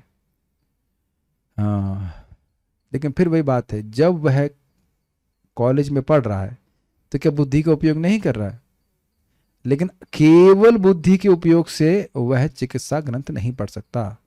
उसी प्रकार से श्रीमद् भागवतम को भक्तों के संग में, भक्तों के अनुगत में समझना चाहिए। उसे चिकित्सा विद्यालय में प्रवेश लेकर के विद्वान प्राचार्यों के पथ प्रदर्शन में पुस्तकों का अध्ययन करना होता है। इसी प्रकार श्रीमद् भागवत जो भगवत विज्ञान का स्नातकोत्तर अध्ययन है, पोस्ट ग्रेजुएशन, पीजी, एमए कहते हैं इंग्लिश में, पोस्ट ग्रेजुएशन इज मास्टर्स ना, उसे श्रील व्यासदेव जैसे सिद्ध पुरुष के चरणों में बैठकर ही सीखा जा सकता है। तो अब तो सबसे पहले व्यासदेव जी को ढूंढने चलते हैं हम लोग। प्रश्न ये मैंने कहा व्यासदेव जी कहाँ मिलेंगे, तो व्यासदेव जी कहाँ मिलेंगे, हिमालय में कौन सी चोटी बैठे हैं, ये भी प्रश्न हो सकता है। तो अर्थ यह है कि परंपरा में जो श्रीमद् भागवतम को बोले समझें, वो हम लोग उस के योग्य नहीं हैं, लेकिन हम लोग जो पूर्ववर्ती आचार्यों से श्रवण किए मतलब मैं भी श्री स्वामी जी के बगल में बैठ के मतलब उनके चरणों में बैठ के नहीं सुना उस तरह से, नहीं फिजिकली, लेकिन अब देख रहे हैं परम पूज्य राधा गोविंद महाराज हैं, श्रील प्रभुपाद जी तो हैं ही, उनके हम तो सुन ही रहे हैं। तो मुख्य हमारे शिक्षा गुरु वो जो अंडरस्टैंडिंग को प्रस्तुत करते हैं वो हम लोग प्रस्तुत करते हैं। We are repeating the words, ठीक है, तो समझ पाते हैं। अपने मन से कुछ नहीं बोलते। जहां आपको ना समझ में आए तो वहां चुप रहना उचित है, क्योंकि हो सकता हो हम बिल्कुल विपरीत बात बोल रहे हों, and that won't please the acharyas, that won't please Krishna. ये बहुत खतरनाक है। नहीं पता है तो बोल देना उचित है कि नहीं पता है। जितना पता है उससे भी बहुत लाभ कर सकते हैं लोगों का, एक्चुअली अनंत लाभ कर सकते हैं। लेकिन नहीं पता है तो कुछ बोल देंगे और बेचारा वो तो उसे कुछ पढ़ा है नहीं, वो बात मान करके भ्रमित भी हो सकता है। So one should hear very carefully. ए को ए ही बोलना चाहिए, बी या सी या डी या जेड नहीं बोलना चाहिए। ये बहुत बड़ी कठिनाई है। तो परंपरा में ज्ञान को प्रेषित करना चाहिए। यद्यपि सुखदेव गोस्वामी जन्मजात मुक्तात्मा थे, किंतु उन्हें भी अपने महान पिता व्यासदेव से श्रीमद् भागवत का अध्ययन करना पड़ा, जिन्होंने इसका संकलन एक अन्य महात्मा श्री नारद मुनि के आदेश पर किया था। This is very interesting. Vyasadev ji को नारद जी ने कहा था कि आप भगवान के अवतार हैं, भगवान के प्रेमी हैं, भगवान की लीलाओं को समाधि में समाधिना अनुचेष्टित करके शब्द है वहां पे, समाधि में स्थित होकर के इनका संकलन कीजिए। यानी कि ये व्यासदेव जी की समाधि भाषा है। बहुत प्रसिद्ध शब्द है ये, समाधि भाषा। समाधि में स्थित होकर के भागवत को लिखे। अब ऐसा कैसे हो सकता है, आंखें बंद होंगी, समाधि में होंगे, लिख कैसे रहे होंगे? Don't speculate, he can do everything. क्या किए या नहीं किए हमको नहीं पता, लेकिन यहाँ पे स्पष्ट लिखा समाधि भाषा है। समाधिस्थ होकर के उन्होंने भगवान श्री कृष्ण की लीलाओं को, कुछ लीलाओं को उन्होंने देखा था साक्षात, और कुछ लीलाओं को समाधि के द्वारा वह जान गए। तो कई बार एक प्रश्न हमसे, कई बार तो कुछ लोगों ने कई प्रश्न किए हैं कि ये लीला कैसे मालूम चल गई। तो व्यासदेव त्रिकालज्ञ है। नारद जी ने बोला था, तो नारद जी के आशीर्वाद और प्रेरणा से व्यासदेव जी ने लिखी थी श्रीमद् भागवतम। और उसके बाद सुखदेव गोस्वामी जो जन्मजात मुक्तात्मा था। अब ये कितनी बड़ी बात है, जो व्यक्ति जन्म से ही मुक्त है उसको भी अनुगत्य में भागवत सीखनी पड़ी। तो हम बताइए, बिना अनुगत्य में कहें कि हम अपने सामर्थ्य से भागवत समझ लेंगे, अपने सामर्थ्य का मतलब समझ ही रहे हैं केवल अपने बुद्धि के बल से, तो हम वस्तुतः कुछ नहीं समझ पाएंगे। तो बड़ा स्पष्ट है ओके, जो अर्थ प्रभुपाद जी ने दिया है, आचार्यों ने दिया है, उसको ग्रहण करेंगे तो आस्वादन कर पाएंगे, क्योंकि वह अपनी भक्ति के बल पे वह श्रीमद् भागवतम को समझते हैं। Make sense? नरसिंह देव की कृपा से श्रीधर स्वामी समझते हैं, लिखा गया है, नरसिंह प्रसाद ये श्रीधरम सकलम वेति नरसिंह प्रसाद ये। और ये बात भगवान भी आगे ब्रह्मा जी को बोलेंगे कि मेरी कृपा से जो मेरे संबंध में गुण, मेरे नाम रूप गुण लीला आदि हैं, उनका तत्व तुम्हारे हृदय में प्रकाशित हो। Does that make sense? तो ये सब बातें हैं। श्रीधर स्वामी भी परंपरा में ही हैं, ऐसा नहीं कि वो अपनी परंपरा शुरू कर रहे हैं। विष्णु स्वामी परंपरा में है। फाइन।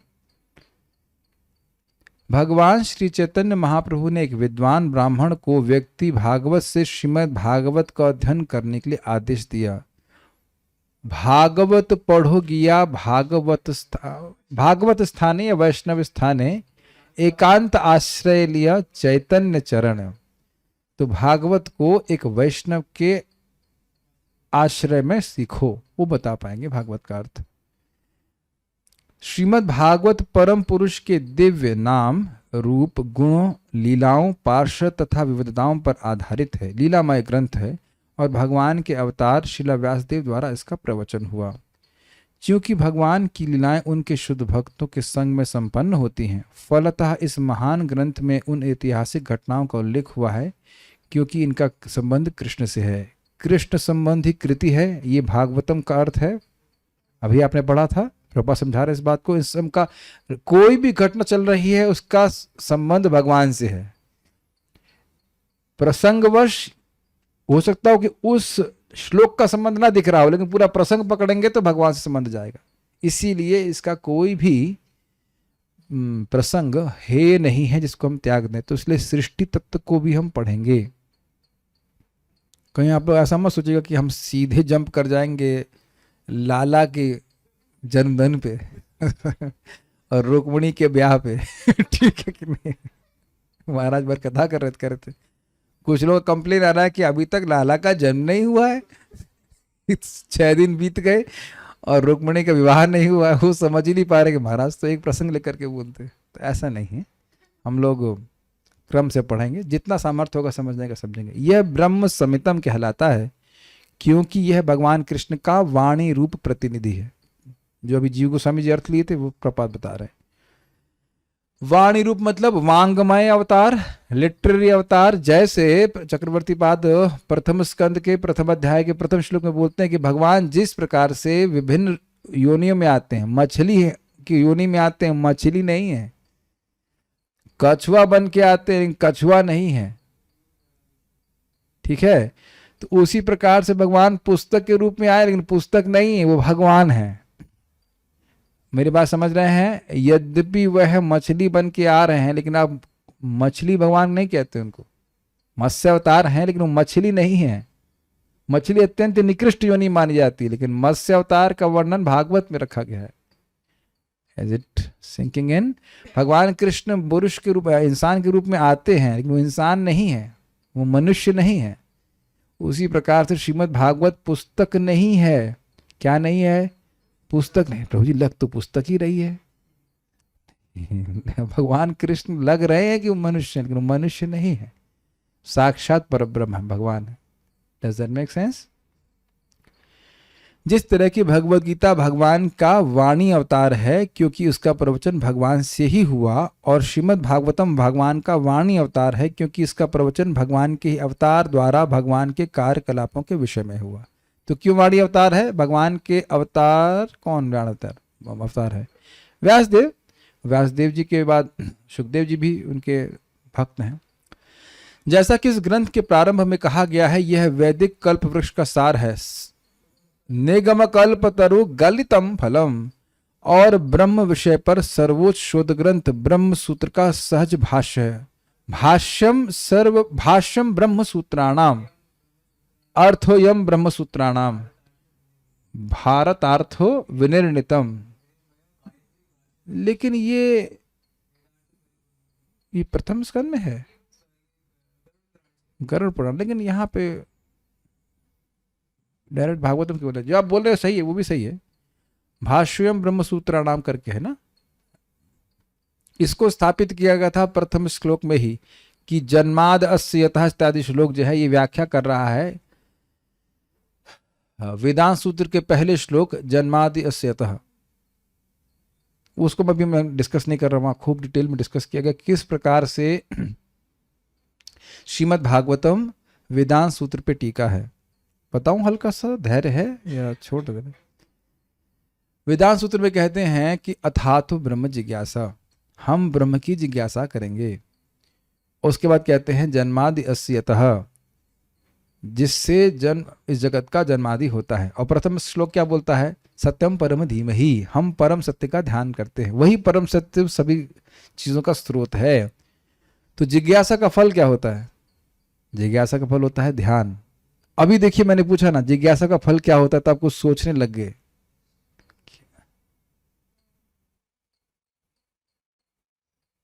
तो जिज्ञासा का फल है ध्यान। तो प्रथम श्लोक टीका हो गई ना, अथातो ब्रह्म जिज्ञासा, मैं ब्रह्म की जिज्ञासा करूंगा। तो जिज्ञासा का फल क्या होता है? ध्यान। सत्यम परम धीमहि, वहां पे चक्रवर्ती बात बता रहे। इस तरह से देखिए कैसे ये ब्रह्म सूत्र की टीका है। कभी बाद में हम पूरी भागवत पूरी कर लिए तो हम जीव गोस्वामी जी की टीका लेंगे 1.1.1 में, जहां वो एक एक पॉइंट लेकर के बताते हैं कैसे ब्रह्म सूत्र की टीका है, लेकिन उतना करने का सामर्थ्य अभी मेरा भी नहीं है और आप लोग भी परेशान हो जाएंगे, इसलिए छोड़ दे रहे हैं उसको हम यहाँ पे। लेकिन ये बात प्रसिद्ध है कि ब्रह्म सूत्र की टीका श्रीमद् भागवत में, इसीलिए गौड़िया वैष्णव संप्रदाय में श्रीला बलदेव विद्याभूषण की जी के पहले तक किसी ने ब्रह्म सूत्र पे कोई टीका नहीं लिखी गई थी, कि सहज टीका है व्यासदेव जी के द्वारा। व्यासदेव जी वेदांत सूत्र लिखे, उस पे सहज टीका भागवतम लिख दी। और ब्रह्म विषय पर सर्वोच्च शोध ग्रंथ ब्रह्म सूत्र का सहज भाष्य है। सहज भाष्य है मतलब नेचुरल कमेंट्री। व्यासदेव जी ने ही वेदांत सूत्र लिखा और उसी पे टीका है श्रीमद् भागवत। व्यासदेव द्वापर युग के अंत में सत्यवती के पुत्र रूप में अवतीर्ण हुए थे।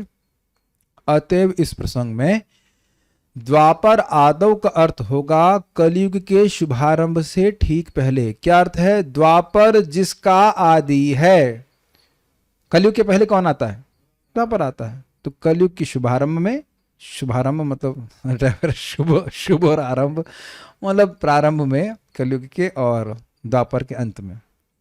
श्री राजीव गोस्वामी के अनुसार इस कथन का तर्क वृक्ष के ऊपरी भाग को उसका शुभारंभ कहने की भांति है। अब कुछ स्पष्ट समझ में आया? पेड़ कहां से शुरू हो रहा है? ऊपर तो शुरू हो रहा है, तो शुरू तो नीचे से हो रहा है। अब समझ में आया? अब शुरुआत हो रही है ऊपर से, तो शुरुआत ऊपर से हो रही पेड़ की। पेड़ का अंत भाग है लेकिन उसको बोल देते शुरुआत ऊपर से हो रही है। Got it? यद्यपि वृक्ष का आदि या शुभारंभ उसका मूल है, नहीं जड़ है, लेकिन सामान्य जन को वृक्ष का ऊपरी हिस्सा ही पहले दिखता है। तो इधर से देखिए, द्वापर पहले दिख रहा है कि नहीं? द्वापर का अंत आपको सबसे पहले दिख रहा है कि नहीं? तो द्वापर आदव मतलब द्वापर का अंत। Got it? इस तरह वृक्ष का अंतिम भाग उसका आदि भाग मान लिया जाता है। कितने प्रसन्न दिख रहे हैं आप लोग। हाँ, Hare Krishna. So we are finished with this. I'll just see if there's some questions, otherwise I'll ask some questions. संध्या का कितने चरण हैं? चरण तो हमको पता नहीं, बस प्रथम चरण और दूसरा चरण जो भी कह लीजिए, लेकिन बस शुरुआत वाला भाग बोला जा रहा है। उस संध्या मतलब समाप्त होने का समय है, उसके शुरुआत वाले भाग को बोला जा रहा है। व्यासदेव जी को द्वैपायन कहा जा रहा है और बादरायण कहा जा रहा है। इसका अर्थ क्या है? देखिए, व्यासदेव जी का जन्म द्वीप पे हुआ था, इसलिए उनको द्वैपायन कहा जाता है। कैसे हुआ था? सत्यवती मछुआरे नाव चलाने वाली थी और उनकी नाव पे पराशर मुनि बैठे थे और उन्होंने देखा कि इस समय अगर इस स्त्री से संतान उत्पन्न होता है पराशर मुनि के द्वारा, तो वह भगवान का अवतार होगा। तो उन्होंने कहा कि आपके द्वारा हम संतान उत्पन्न करना चाहते हैं। तो उन्होंने कहा कि मैं तो आपसे शादी नहीं की हूं और इतने सारे ऋषि मुनि साथ पास में हैं, ऐसा हम कैसे कर सकते हैं? तो उन्होंने अपनी शक्ति से एक द्वीप का निर्माण कर दिया और वहां पे क्या नाम है इनका, सत्यवती ने तुरंत ही जन्म दिया और उनका मतलब वह अक्षत रही थी, मतलब वह उनका वो डिस्टर्ब कुछ नहीं हुआ था, वह कुमार ही उनका भंग नहीं हुआ था और व्यासदेव जी उस द्वीप में पैदा हुए थे। तो इसीलिए उनको द्वैपायन व्यास कहते हैं। और बादरायण क्यों कहते हैं? क्योंकि उनका बद्री आश्रम है, बद्री आश्रम है उनका, बेर का पेड़ बहुत रहते हैं उस आश्रम में, तो वहाँ पे इसलिए उनको बादरायण कहते हैं। अब ये मत पूछो कि बेर के पेड़ वहाँ पे अधिक क्यों रहते हैं, इसके बारे में जानकारी नहीं है हमको। लेकिन व्यासदेव एग्जैक्टली कब अवतरित हुए थे? मैं अब जाकर के कैलेंडर चेक करता हूँ, कैलेंडर नाम नहीं दिया गया है तो कैसे पंचांग तो ना खोलेंगे उनका। क्या भगवान कृष्ण के पहले हुए थे? हाँ, भगवान कृष्ण के पहले हुए थे, उसमें लिखा अन अति पूर्व। आप शायद कंफ्यूज हो रहे हैं, ये नहीं कहा जा रहा है कि बहुत पहले और ये भी नहीं कहा रहा है कि कुछ समय पहले। अन अति पूर्व मतलब कुछ समय बीत गया है, काफी समय बीत गया है। काफी का मतलब इतना नहीं कि पूरा द्वापर युग, लेकिन 200-300-400 साल पहले भगवान कृष्ण के अवतरित हुए। अधितवान का अर्थ क्या? अधितवान मतलब प्राप्तवान। ऐसा नहीं कि बस हाँ बस हाँ देख लिया उसको, देख लिया नेक्स्ट, ऐसा नहीं है। गुरु के चरणों में बैठ करके बड़ी ही गंभीरता से एक एक बात को समझना, इसे कहा जाएगा अधितवान। उसको प्राप्तवान कैसे समझना। आप जान रहे हैं कि यहाँ पे केवल कोई, मान लीजिए आप यहाँ पे आप एक सुन रहे हैं, तो क्या टाइम पास करने आए हैं? आप समझने का प्रयास कर रहे हैं। Does that make sense? College में हम लोग पढ़ते थे, यहाँ पे अध्ययन कर रहे हैं। अगर देखा जाए तो पढ़े उसके बाद निवृत्त हो गए थे, 8वीं का पढ़ा छोड़ दिया, 9वीं में आ गए तो 9वीं का छोड़ दिया। होता है कि नहीं? अध्ययन मतलब उसको एकदम गंभीरता से ग्रहण करना, अधिगत करना, समझ में आ जाए वो। तो अधीतवान का अर्थ है कि बड़ी मेहनत की। कौन मेहनत किया? कौन किया?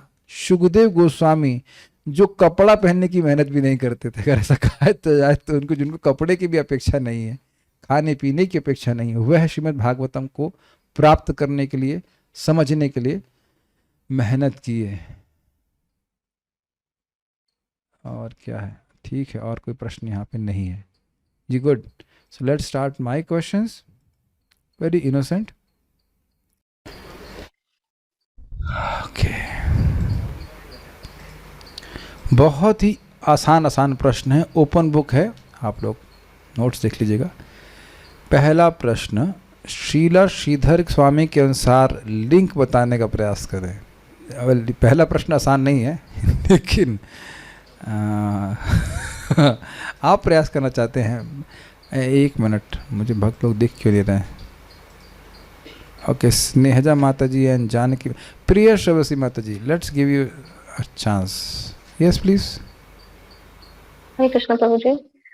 प्रभु जी, इसमें लिंक ये है कि यदि परीक्षित महाराज सुखदेव गोस्वामी जी से पूछे कि ये जो आप बता रहे हैं वो तो एक अपूर्व बात है, मतलब पहले कभी नहीं कही गई, तो सुखदेव गोस्वामी जी कहेंगे हाँ ये अपूर्व बात ही है, क्योंकि जो भी प्रश्न आपने करे थे कि हमें क्या श्रवण करना चाहिए, क्या स्मरण क्या करना चाहिए, तो उन सबका जो उत्तर है वो यही है कि श्रीमद् भागवतम का ही श्रवण करना चाहिए। तो श्रीमद् भागवतम ही आपके सभी प्रश्नों का उत्तर है, इसलिए ये बात ही अपूर्व है। हाँ, क्या अपूर्व बात कह दी थी?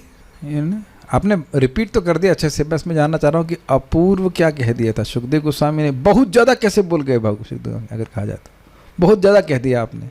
क्या बहुत ज्यादा कह दिए थे? इदम भागवतम पुराण। मुझे समझ में आ गया था कि आप जो मैं बोला उसको यथावत आपने बोल दिया है, लेकिन समझना में थोड़ी सी कंप्लीटनेस रह गई है। क्या अपूर्व बात सुखदेव गोस्वामी कह दिए थे? नहीं, room devotees will hold on कि श्रवण और भगवान की कथाओं का जो भगवान की कथाओं अनुकथन जो है वही इन सब का सार है। Dubey ji will help you. Okay, क्या ये यहाँ हम ठहर के चर्चा कर रहे हैं कि मुझे लग रहा था इस लिंक को समझने में थोड़ा कठिनाई होगी। क्या बहुत ज़्यादा बोल दिए थे सुखदेव? बहुत ज़्यादा नहीं बोले थे, लेकिन अपूर्व बात बोले थे। यस प्रभु। प्रयास करता हूँ प्रभु जी। तो पिछले श्लोक में सुखदेव गोस्वामी ने बोला था कि जो निर्गुण है, जो तीनों गुरुओं से परे हैं और विधि निषेध से ऊपर उठे हुए हैं, वो भगवान के गुणानुकथन का आश्रय लेते हैं। ऐसा लगता है कि उनको अपेक्षित है, ये चीज अपेक्षित। तो ये अपूर्व बात है। ये तो कभी नहीं कहा गया भाई कि ब्रह्मभूत अवस्था में भी व्यक्ति किसी चीज की अपेक्षा कर रहा हो। ठीक है, तो दोनों कंबाइन कर लीजिए। तो कह रहे हैं कि जो आप, ये सही बात है, अभूतपूर्व बात है, ये बात पहले कभी नहीं कही गई। इदम, इसलिए अब मैं इस भागवत को कह रहा हूँ। आज तक जो नहीं बोला गया वो बोला जाएगा अब, अगर ऐसा कहा जाए। ये भागवत बोल रहा हूँ। ठीक है। श्रीधरी के अनुसार ब्रह्म समितम कहने का क्या आशय है? ये तो बहुत आसान है। ये चलिए हम दीप्ति माता जी को चांस देते हैं। Easy questions will give you. Yes please. Hare Krishna प्रभु जी। ब्रह्म सम्यक का इसमें बताया गया है श्रीधरी जी के अनुसार कि ब्रह्म मतलब अर्थात वेद, और सम्मितम यानी समान, और इसके ब्रह्म सम्मितम के द्वारा सारे वेदों को मतलब जो वेद हैं, उपनिषद वेदों का सार है भागवतम, श्रीमद् भागवतम। एक अर्थ है, दूसरा अर्थ सम्मितम का अर्थ, ब्रह्म सम्मितम का एक अर्थ आपने सही बताया, दूसरा अर्थ क्या है? ब्रह्म सम्यक मितम एना, जिसके द्वारा ब्रह्म को सम्यक रूप से मितम अर्थात नाप दिया गया है। Very good, very good. यानी कि भगवान श्री कृष्ण के नाम रूप गुण लीला को ठीक से समझ जा सके। ये भगवान के रूप का और भगवान के सौंदर्य का और भगवान की दया का यस विस्तृत रूप से उसको ठीक वर्णन ठीक किया से आप गया है। समझ सकें, नाप सकें, उसको समझ पाएंगे। ठीक है। श्रीधरी के अनुसार द्वापरादव का अर्थ क्या है और इस तरह का अर्थ क्यों लिया गया है? कौन उत्तर देना चाहते हैं? अंकित तुम्हारा प्रो योर ब्लैकआउट। स्नेहजा माता जी विल ओके साथ ओके पूजा माता जी okay will let us give her a chance. Puja माता जी वांट टू आंसर?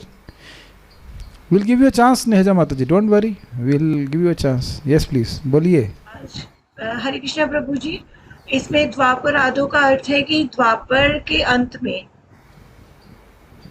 और इसका अर्थ इसलिए लिया गया क्योंकि ठीक बोल रहे प्रभु जी में? आप जानिए, हम तो कुछ इस मामले में जानते नहीं है, आप बताइए कि क्या ठीक बोल रहे हैं। एग्जाम में लिख रहे हैं, पेपर सही लिख रहा हूँ ना? सही बताइए। हम तो नंबर बाद में देंगे, आप बताइए सही बोल रहे हैं कि नहीं। आप थे क्लास में या अभी आए? अच्छा थे, हाँ तो बताइए, सही तो बोल रही हैं आप। द्वापर के अंत में, और ये इसलिए इसका अर्थ इसलिए लिया गया है क्योंकि ये तर्क संगत यही बैठता है, और आचार्यों के अनुसार इसका अर्थ यही लिया गया है क्योंकि व्यासदेव है वो। नहीं, आपने गलत नहीं बोला लेकिन सही भी नहीं बोला। ये क्या मतलब हुआ? श्रीधरी के अनुसार द्वापरादव का अर्थ क्या है? अर्थ बताइए। द्वापर, यस, द्वापर जिसका आदि है, यस्य कालस्य, द्वापर यस्य, द्वापर आदि यस्य कालस्य। ओके, साधना भक्त मरते जी बताइए। कोई दिक्कत नहीं, सब आप टीका पहली बार सुन रहे हैं, हम नहीं कह रहे सबको तुरंत पकड़ लेंगे, जस्ट हाँ जी बताइए, प्रयास कीजिए। हरे कृष्णा प्रभु जी, द्वापरादव का अर्थ है द्वापरा आद्यस्य कालस्य, अर्थात जिस काल के आदि के द्वापर में विद्यमान हो, अर्थात द्वापर के बहुत जल्दी बोल गए आप, और कहाँ का की लगाया, सब गड़बड़ हो गया। फिर से बोलिए आराम से। द्वापरा आद्यस्य कालस्य, अर्थात जिस काल के आदि में द्वापर विद्यमान हो, अर्थात द्वापर के अंत में, क्योंकि व्यास जी का अवतार किस काल के द्वापर, किस काल की शुरुआत में द्वापर विद्यमान है? किस काल की शुरुआत में द्वापर विद्यमान होता है? कलयुग के। हाँ, यानी कि कलयुग की शुभारंभ और द्वापर के अंत में, ये अर्थ है। वेरी गुड, समझा दिया आपने, फिर सही बताया, गुड। और इस तरह का अर्थ क्यों लिया गया है? क्योंकि व्यास जी का अवतार जो था राजा शांतनु के समय में हुआ था, और शांतनु जो थे द्वापर के अंत में सत्यवती के द्वारा पैदा हुए थे, प्रकट हुए थे। व्यासदेव जी जी हाँ, मैं शांतनु सुना क्या? नहीं, मतलब शांतनु के समय, शांतनु के समय में व्यासदेव जी सत्यवती के द्वारा राजा शांतनु के समय में व्यास जी पैदा, ठीक है। सारार्थ दर्शनी, सारार्थ दर्शनी के अनुसार भागवतम शब्द का क्या अर्थ है? मुनि सुरभि बताइए। मुनया, यस बोलिए। Next is coming to Revati माता जी, बी रेडी। ओ मैंने रेवती माता जी, ठीक है, एक मिनट। Next one is coming to Revathi, this one is coming to Surabhi. Yes please. प्रभु जी, सारार्थ दर्शनी के अनुसार भागवतम शब्द का पहला अर्थ है कि ये भगवान के द्वारा कही गई, दूसरा अर्थ है कि भगवान के संबंध में कही गई है, और तीसरा अर्थ हुआ भगवान की वाणी रूप में अवतार है ये। यस, इदम भागवतम, यस, वेरी गुड। अच्छा, तो आपने अरे दूसरे का उत्तर दे दिया आपने। सारार्थ दर्शनी के अनुसार इदम भागवतम, ये कहने से क्या आशय है? ये भगवान का वाणी रूप अवतार, ठीक है। इदम कहने से क्या आशय, इसको हम Amal Krishna, you would like to answer this one, is a really nice question. इदम कहने से क्या आशय है? अरे जब मैं पूछता हूँ तो तब गायब हो जाते हैं, कहाँ दिख क्यों नहीं रहे मेरे को? हाँ, यस प्लीज। इदम कहने से क्या आशय है सारार्थ दर्शनी में? हरे कृष्णा। हाँ, आवाज आ रही मेरी प्रभु जी? जी बिल्कुल आ रही है।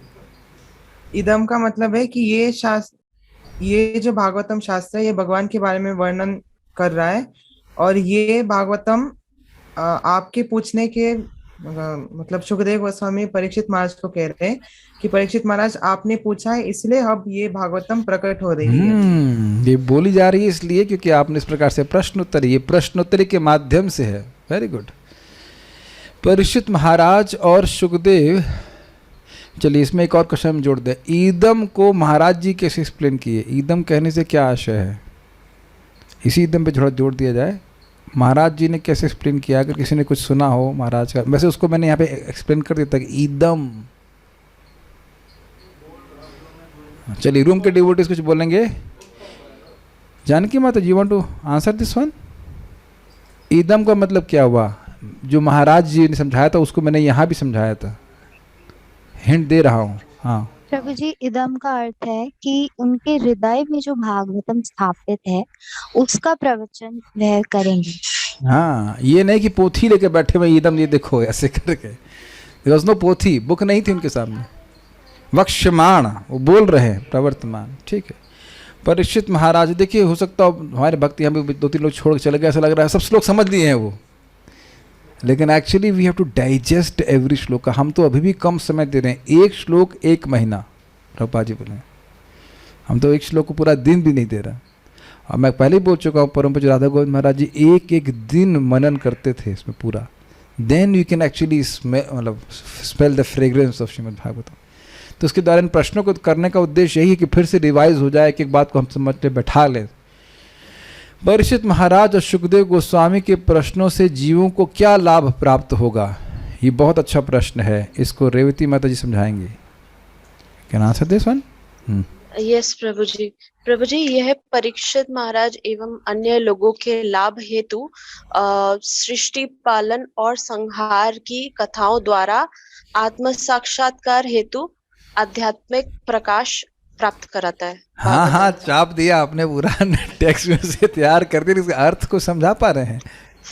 प्रभु जी, ये जो भी भागवतम की जो भी कथाएं हैं वे आत्म साक्षात्कार हेतु आध्यात्मिक प्रकाश भी देती हैं। यद्यपि इसमें बात हो रही है सृष्टि आदि की, लेकिन जीवों को आत्म साक्षात्कार प्रदान करने वाली है, इससे जीवों को लाभ प्राप्त होगा। गुड। श्रीमद् भागवतम शाश्वत है, तो उसके 2 गुण क्या हैं जो सारार्थ दर्शनी टीका में बताए गए हैं? ये तो इजी है, खाली 2 गुण बताने हैं। यू वांट टू, आप लोग तो जो उत्तर ये लोग बच्चे लोग नहीं दे पाएंगे वो। अरे इस पर तो सब डाउन हो गए, कोई हाथ नहीं खड़ा कर रहा है। चलिए कृष्ण लादनी माता जी, yes please, want to answer? Yes, हाँ बोलिए। पहला है कि वेदों का सार है, हाँ उपनिषदों का सार है, ठीक है। हाँ, और अनादि सिद्ध है। इसका अनादि मतलब सिद्ध है, हाँ बोलिए। इसका मतलब है कि भागवतम हमेशा से थी, मतलब अनादि काल से थी और अनंत काल तक रहेगी, पर वो व्यासदेव के द्वारा यहाँ पे प्रकट हुआ। Very good, very good. सारार्थ दर्शनी के अनुसार, ये बहुत इंपॉर्टेंट प्रश्न है, सारार्थ दर्शनी के अनुसार अधीतमान शब्द का क्या महत्व है? केवल अर्थ नहीं बता रहे हैं, महत्व बताना है। अर्थ तो है मैंने पढ़ा, लेकिन अधीतवान शब्द का महत्व क्या है? स्नेहजा माता जी, यस प्लीज गो अहेड। हरे कृष्णा। अधीतवान जो शब्द है इसका प्रयोग किया गया है ये बताने के लिए कि मात्र बुद्धि के बल पर श्रीमद् भागवत का जो अध्ययन है वो हम नहीं कर सकते, इसे किसी आचार्यों के अनुगत में रहकर ही करना है। जैसे जो सुखदेव गोस्वामी है उन्होंने अपने पिता व्यास देव जी से सीखा, तो ये अनुगत में, आचार्यों के अनुगत में रह करके करना है, इसे अपने बुद्धि के बल पे हम इंटरप्रेट नहीं कर सकते। हाँ, इंटरप्रिटेशन का कोई स्कोप नहीं, परंपरा में स्वीकार करना होगा। Very good. इसको हम लोग प्रथम स्कंद के प्रथम अध्याय के 3रे श्लोक में सुने, वहाँ पे भी टीका में श्रीधर स्वामी इसको बताया। नारायण प्रथम ने नारायण उत्तम, भगवान नारायण ने बोला, फिर ब्रह्मा जी की परंपरा में शाखा में आया, ब्रह्मा रूपी शाखा से नारद जी, फिर नारद जी से व्यासदेव, व्यासदेव से सुखदेव गोस्वामी, ऐसे शिष्य पर शिष्य परंपरा में आया है। तो परंपरा में ही ग्रहण किया जाना चाहिए, इसीलिए ये फटा नहीं है। कोई फल ऊपर से गिरे, उच्च निपात ना, अब ऊपर से नीचे गिर जाए तो फल फट जाएगा। कहते नहीं, परंपरा में एक दूसरे को ये फल पकड़ा करके हमारे पास दिया गया, तो जैसे नारायण बोले हैं उसी रूप में हमारे पास प्राप्त हुआ है। इसीलिए सब देखिए, अब आप लोग जो सुन चुके हैं पुराने श्लोकों को वह तुरंत पिकअप कर पाएंगे एटलीस्ट। तो जो लोग बाद में ज्वाइन किए वो भी समय निकाल करके शुरुआत से पढ़ें तो बहुत आपको लाभ होगा, बहुत आस्वादन कर पाएंगे। मैं तो केवल बस खाली अब उसको हिंट दे दिया कि वहाँ क्या बोला गया है, उसमें बहुत सारी बातें भागवतम के बारे में बताई गई हैं। So take should put your efforts also, at least पढ़ना तो चाहिए टीका को, ठीक है। तो हमने ये भी सीखा था कि कुछ नहीं समझ में आ रहा है तो उसको देखना चाहिए, कि भक्तों से पूछना चाहिए कि इसका अर्थ क्या है। ठीक है। सारार्थ दर्शनी के अनुसार द्वापर आदव का अर्थ क्या है? वांट टू आंसर जानकी माता जी? Yes please. And then Priya शवसी माता जी क्रम संदर्भ का उत्तर के लिए तैयार रहिए। यस प्रभु जी, द्वापर का इसमें अर्थ किया जाएगा द्वापर के अंत में, क्योंकि व्यास देव जो थे वह भगवान श्री कृष्ण के कुछ पूर्व ही प्रकट हुए थे। बहुत अधिक पूर्व, बहुत अति पूर्व, अति पूर्व, बहुत अधिक पहले पैदा नहीं हुए थे। ठीक है, ये बड़ा शब्द का उपयोग यहाँ पे कर रहे हैं, अति पूर्व, बहुत अधिक पहले पैदा नहीं हुए थे, 300-400 साल पहले पैदा हुए थे। हाँ ठीक है। और जी, तो द्वापर आदव का अर्थ हुआ द्वापर के अंत के आरंभ में। अंत के आरंभ में, ठीक है, वो भी अर्थ है, सही है। द्वापर आदव का अर्थ होगा कि द्वापर के अंत में या द्वापर के अंत की शुरुआत में, प्रथम चरण में। क्रम संदर्भ के अनुसार ब्रह्म संहितम का अर्थ क्या है? यस प्रिय शवसी माता जी। आज मुकुंद सिवनी माता जी नहीं है। आज प्रभु जी लोग कुछ बोल ही नहीं रहे हैं। राम अवतार प्रभु क्या हो गया? गला खराब है क्या? दुबे जी भी चुप और बाकी लोग तो वीडियो ही ऑफ। ठीक ठीक, बाकी लोग शायद चाउमीन खा रहे होंगे करते करते कुछ कर रहे होंगे। ठीक है, fine. We are concerned with those who have their videos on. Fine. Yes प्रभु। माता जी सॉरी। प्रभु जी, इसमें ब्रह्म सम्मितम का अर्थ ये बताया था कि नराकृति में परब्रह्म भगवान श्री कृष्ण के तुल्य है, ये अर्थ था। और जैसे उसमें बताया था कि जब भगवान अपने धाम लौट गए तो फिर जीवों का कल्याण करने के लिए भागवतम ही जो था वह एक साधन था। सूर्य के समान उदित हुआ है। ठीक है, हाँ, उदित हुआ। यहाँ पे ब्रह्म का अर्थ परब्रह्म भगवान श्री कृष्ण लिया गया है। भगवान कृष्ण का वाणी अवतार है। क्रम संदर्भ के अनुसार द्वापरावध का अर्थ क्या है? ये इंटरेस्टिंग है। This one will be answered bye okay, this a type. इतने सारे भक्तों ने प्रश्न हाथ खड़ा किए हैं। दुबे जी, लेट्स सी, देखते हैं पेड़ कौन उगाता है। तो प्रभु जी इसका ये अर्थ है कि द्वापर युग के अंत में, जैसे ये गोस्वामी जी एग्जाम्पल देते हैं कि वृक्ष की शाखा, तो वृक्ष का प्रारंभ जड़ से होता है लेकिन उसकी शाखा उसका अंत होता है, तो उसी को समझाते हुए कहते हैं कि द्वापर का अंत।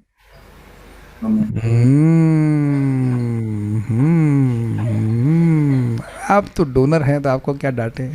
ठीक है, गलत तो नहीं बोले लेकिन सही भी नहीं बोले। ठीक है, आप लोग प्रयास करें, डांटने की कोई बात है नहीं। यस सुरभि माता जी, you want to give it a try. This one was little dicey. हाँ प्रभु जी, जैसे पेड़ का जो अग्र भाग है वो एक्चुअली में पेड़ का अंत भाग है, बट दिखता है वो अग्र भाग, उसका शुरुआत। सिमिलरली द्वापर युग का जो अंत है जिसमें श्रीमद् भागवतम प्रकट हुई, मतलब सही कह रही हैं। हाँ, तो वह एक्चुअली में द्वापर का अंत भाग है, अंत भाग की शुरुआत है।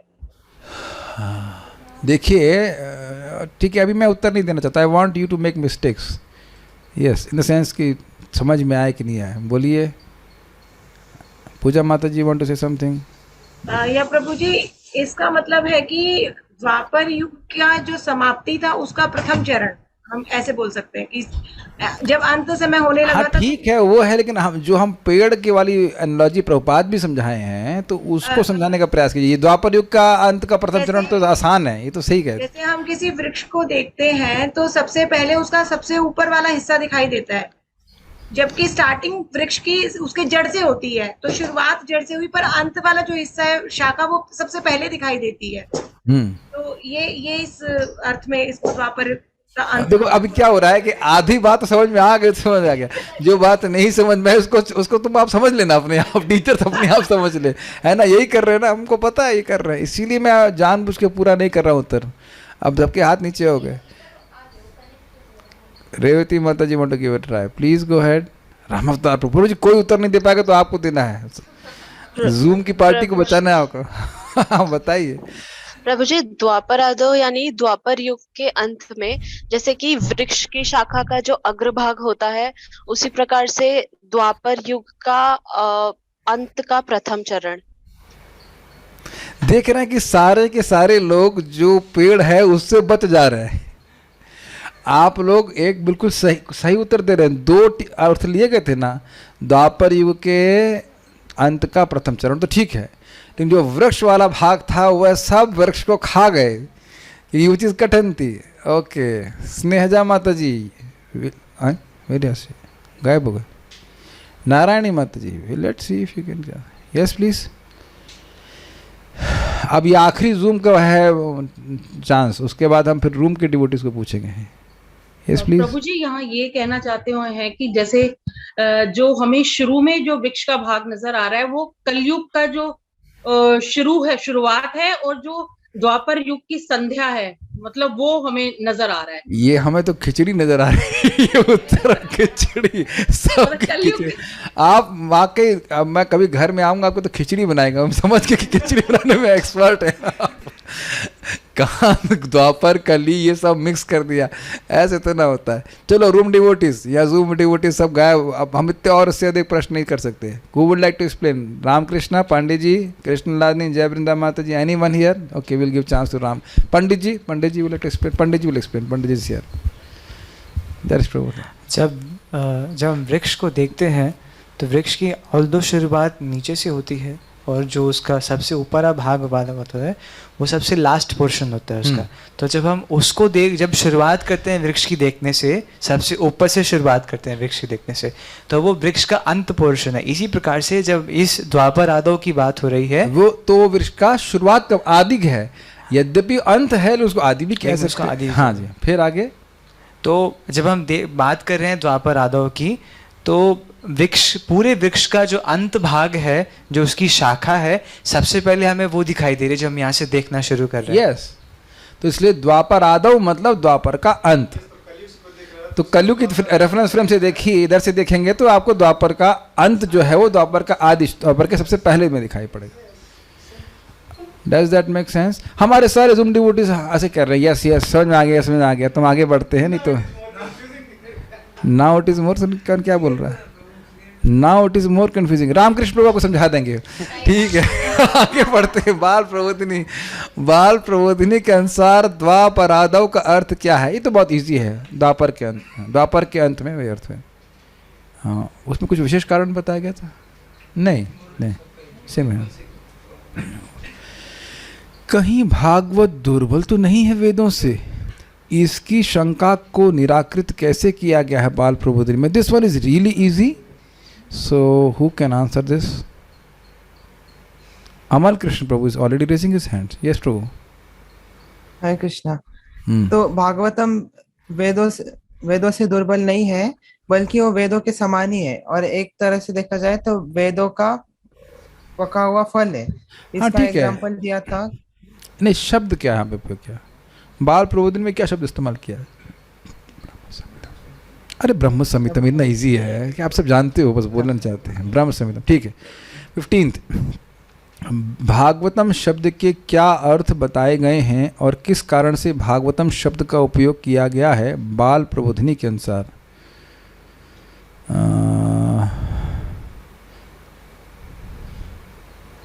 हाँ ठीक है, मुझे तो उत्तर याद रखना पड़ेगा।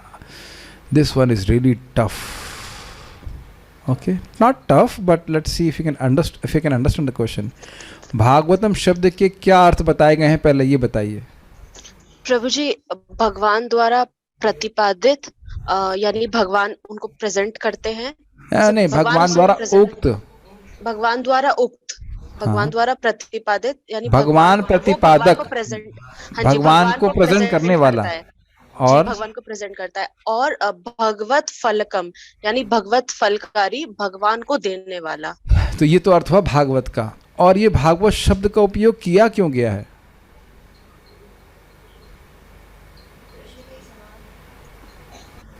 कृष्ण के समान है, यही तो मैं पूछना चाह रहा हूं कि उपयोग क्यों किया गया है, किस कारण से उपयोग किया जा रहा है? वापस देखिए टीका में।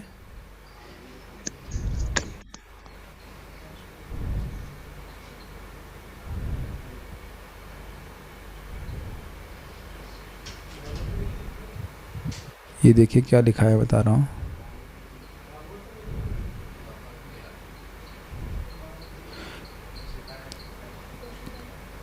अब मैं बोल नहीं रहा हूँ, खाली हाईलाइट कर रहा हूँ.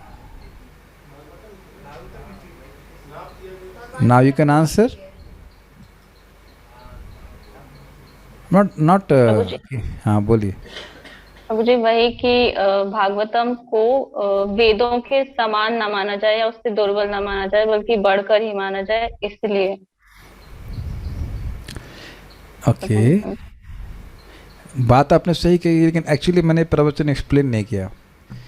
देखिए, श्रीमद् भागवतम को पुराण कह रहे हैं, ठीक है, लेकिन यहाँ भागवतम क्या कह रहे हैं? भागवतम का अर्थ है भगवान के द्वारा बोली गई, और वेद क्या है? भगवान के श्वास से प्रकट. यही बात भगवद गीता में बोलते हैं ना, क्या बोलते हैं? स्वयं पद्मनाभस्य, क्या श्लोक है वो? मुखम पद्मात् गीतास्तु गीत कर्तव्यम किमन्य शास्त्र विस्तरे यह स्वयं पद्मनाभस्य मुखम पद्मात् विनिसृतः. तो क्योंकि ये भगवान के द्वारा साक्षात उक्त है, ऐसा नहीं है कि श्रीमद् भागवतम जो है केवल स्मृति ग्रंथ मात्र है, भगवान के द्वारा साक्षात बोली गई, तो वेदों से कहीं कम नहीं है. ये मैं भी थोड़ा एक्सप्लेन नहीं किया आपको, इसका लिंक है ये. Okay, is this getting it?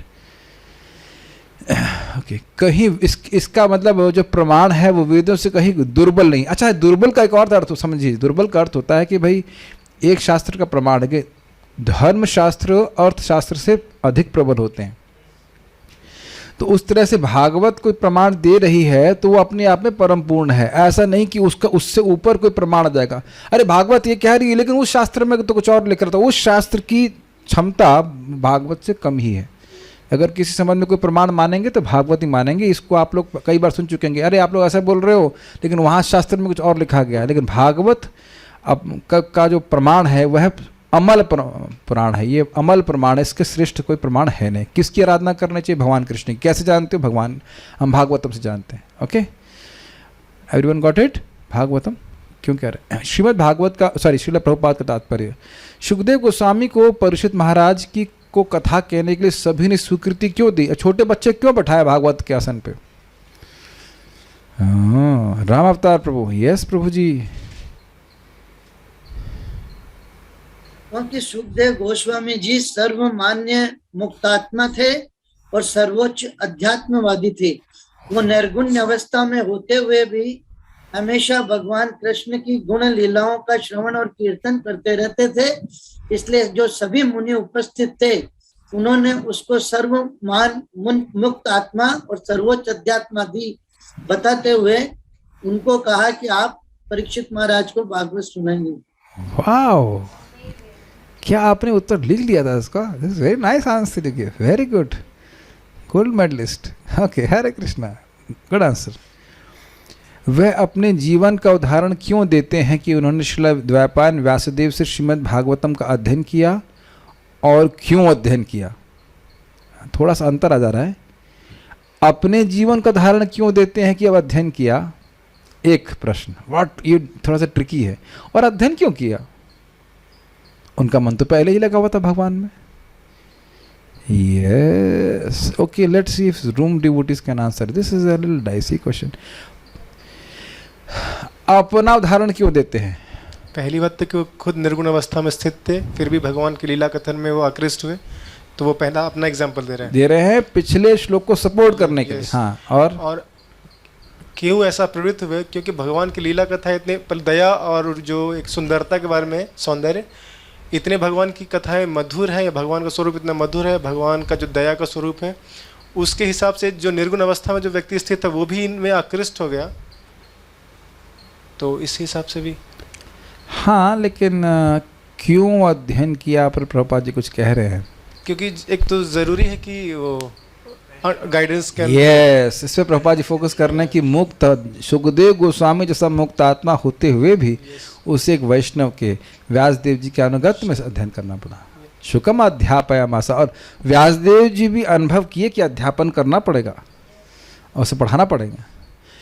18, एक वैष्णव के पास से भागवत सुनना चाहिए. इसके संबंध में प्रभुपाद जी क्या उदाहरण देते हैं? रिक्शा वाला, चिकित्सा वाला, चिकित्सा, बायोलॉजी के स्टूडेंट कुछ बताएंगे इसके बारे में? राधा शर्मा माता जी has been quite, so she will answer. Yes please, will give her a chance. आपने उत्तर दे दिया, इंक्लूड चांस दे देते। एनाटॉमी की जो बुक्स होती है वो मार्केट में अवेलेबल होती है, बट उनको पढ़ के हम किसी की सर्जरी नहीं कर सकते। चिकित्सा की पुस्तकें मार्केट में अवेलेबल होती हैं, लेकिन उसको केवल पढ़ करके हम ऑपरेशन नहीं कर सकते हैं, उसके लिए ट्रेनिंग की जरूरत है। सही उत्तर है, ठीक है। उसी प्रकार से आगे, इसी प्रकार से वैष्णवों के संग में रहते हुए भागवत सुनना चाहिए। हम अपने आप से अपनी बुद्धि लगाते हैं, मतलब बुद्धि का प्रयोग होता है, बट अपने आप से उसका हम अर्थ निकालकर उसको हम नहीं समझ पाएंगे। गुड। श्रील प्रभुपाद जी सुखदेव गोस्वामी के संबंध में एक कैमुत्य न्याय प्रस्तुत करते हैं। ये घुमा देने वाला प्रश्न मैं जानबूझ के सोच लिखा हूँ। श्रील प्रभुपाद जी कहीं कैमुत्य शब्द लगाया नहीं गया है, इसलिए आपको ढूंढना पड़ेगा। ओके, 2 लोग हाथ खड़ा कर रहे हैं, रुक जाइए। श्रील प्रभुपाद जी सुखदेव गोस्वामी के संबंध में एक कैमुत्य न्याय प्रस्तुत करते हैं, जिसके द्वारा श्रीमद् भागवत कैसे समझी जाए वो हम समझ पाते हैं, उसका उल्लेख कीजिए। Who will answer this? There are only 4 candidates, 1, 2, 3, 4, 5, and someone else also? No. किस पे दया किया जाए? चलिए, प्रिय श्रवसी माता जी।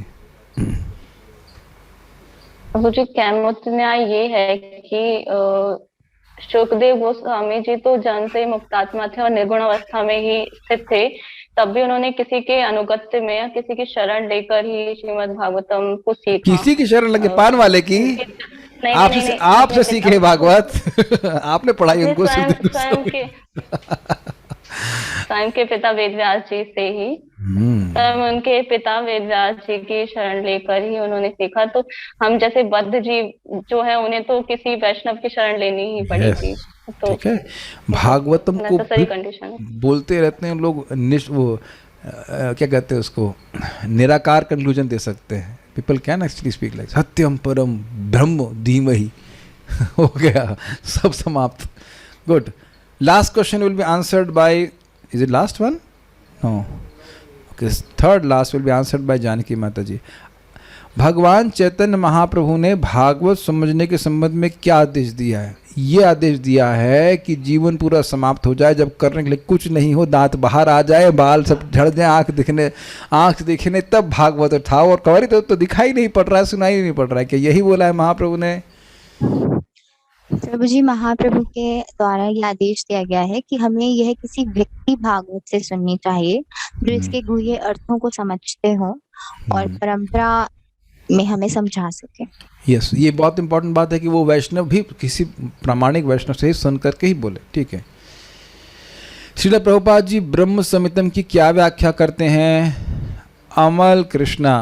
यस प्रभु।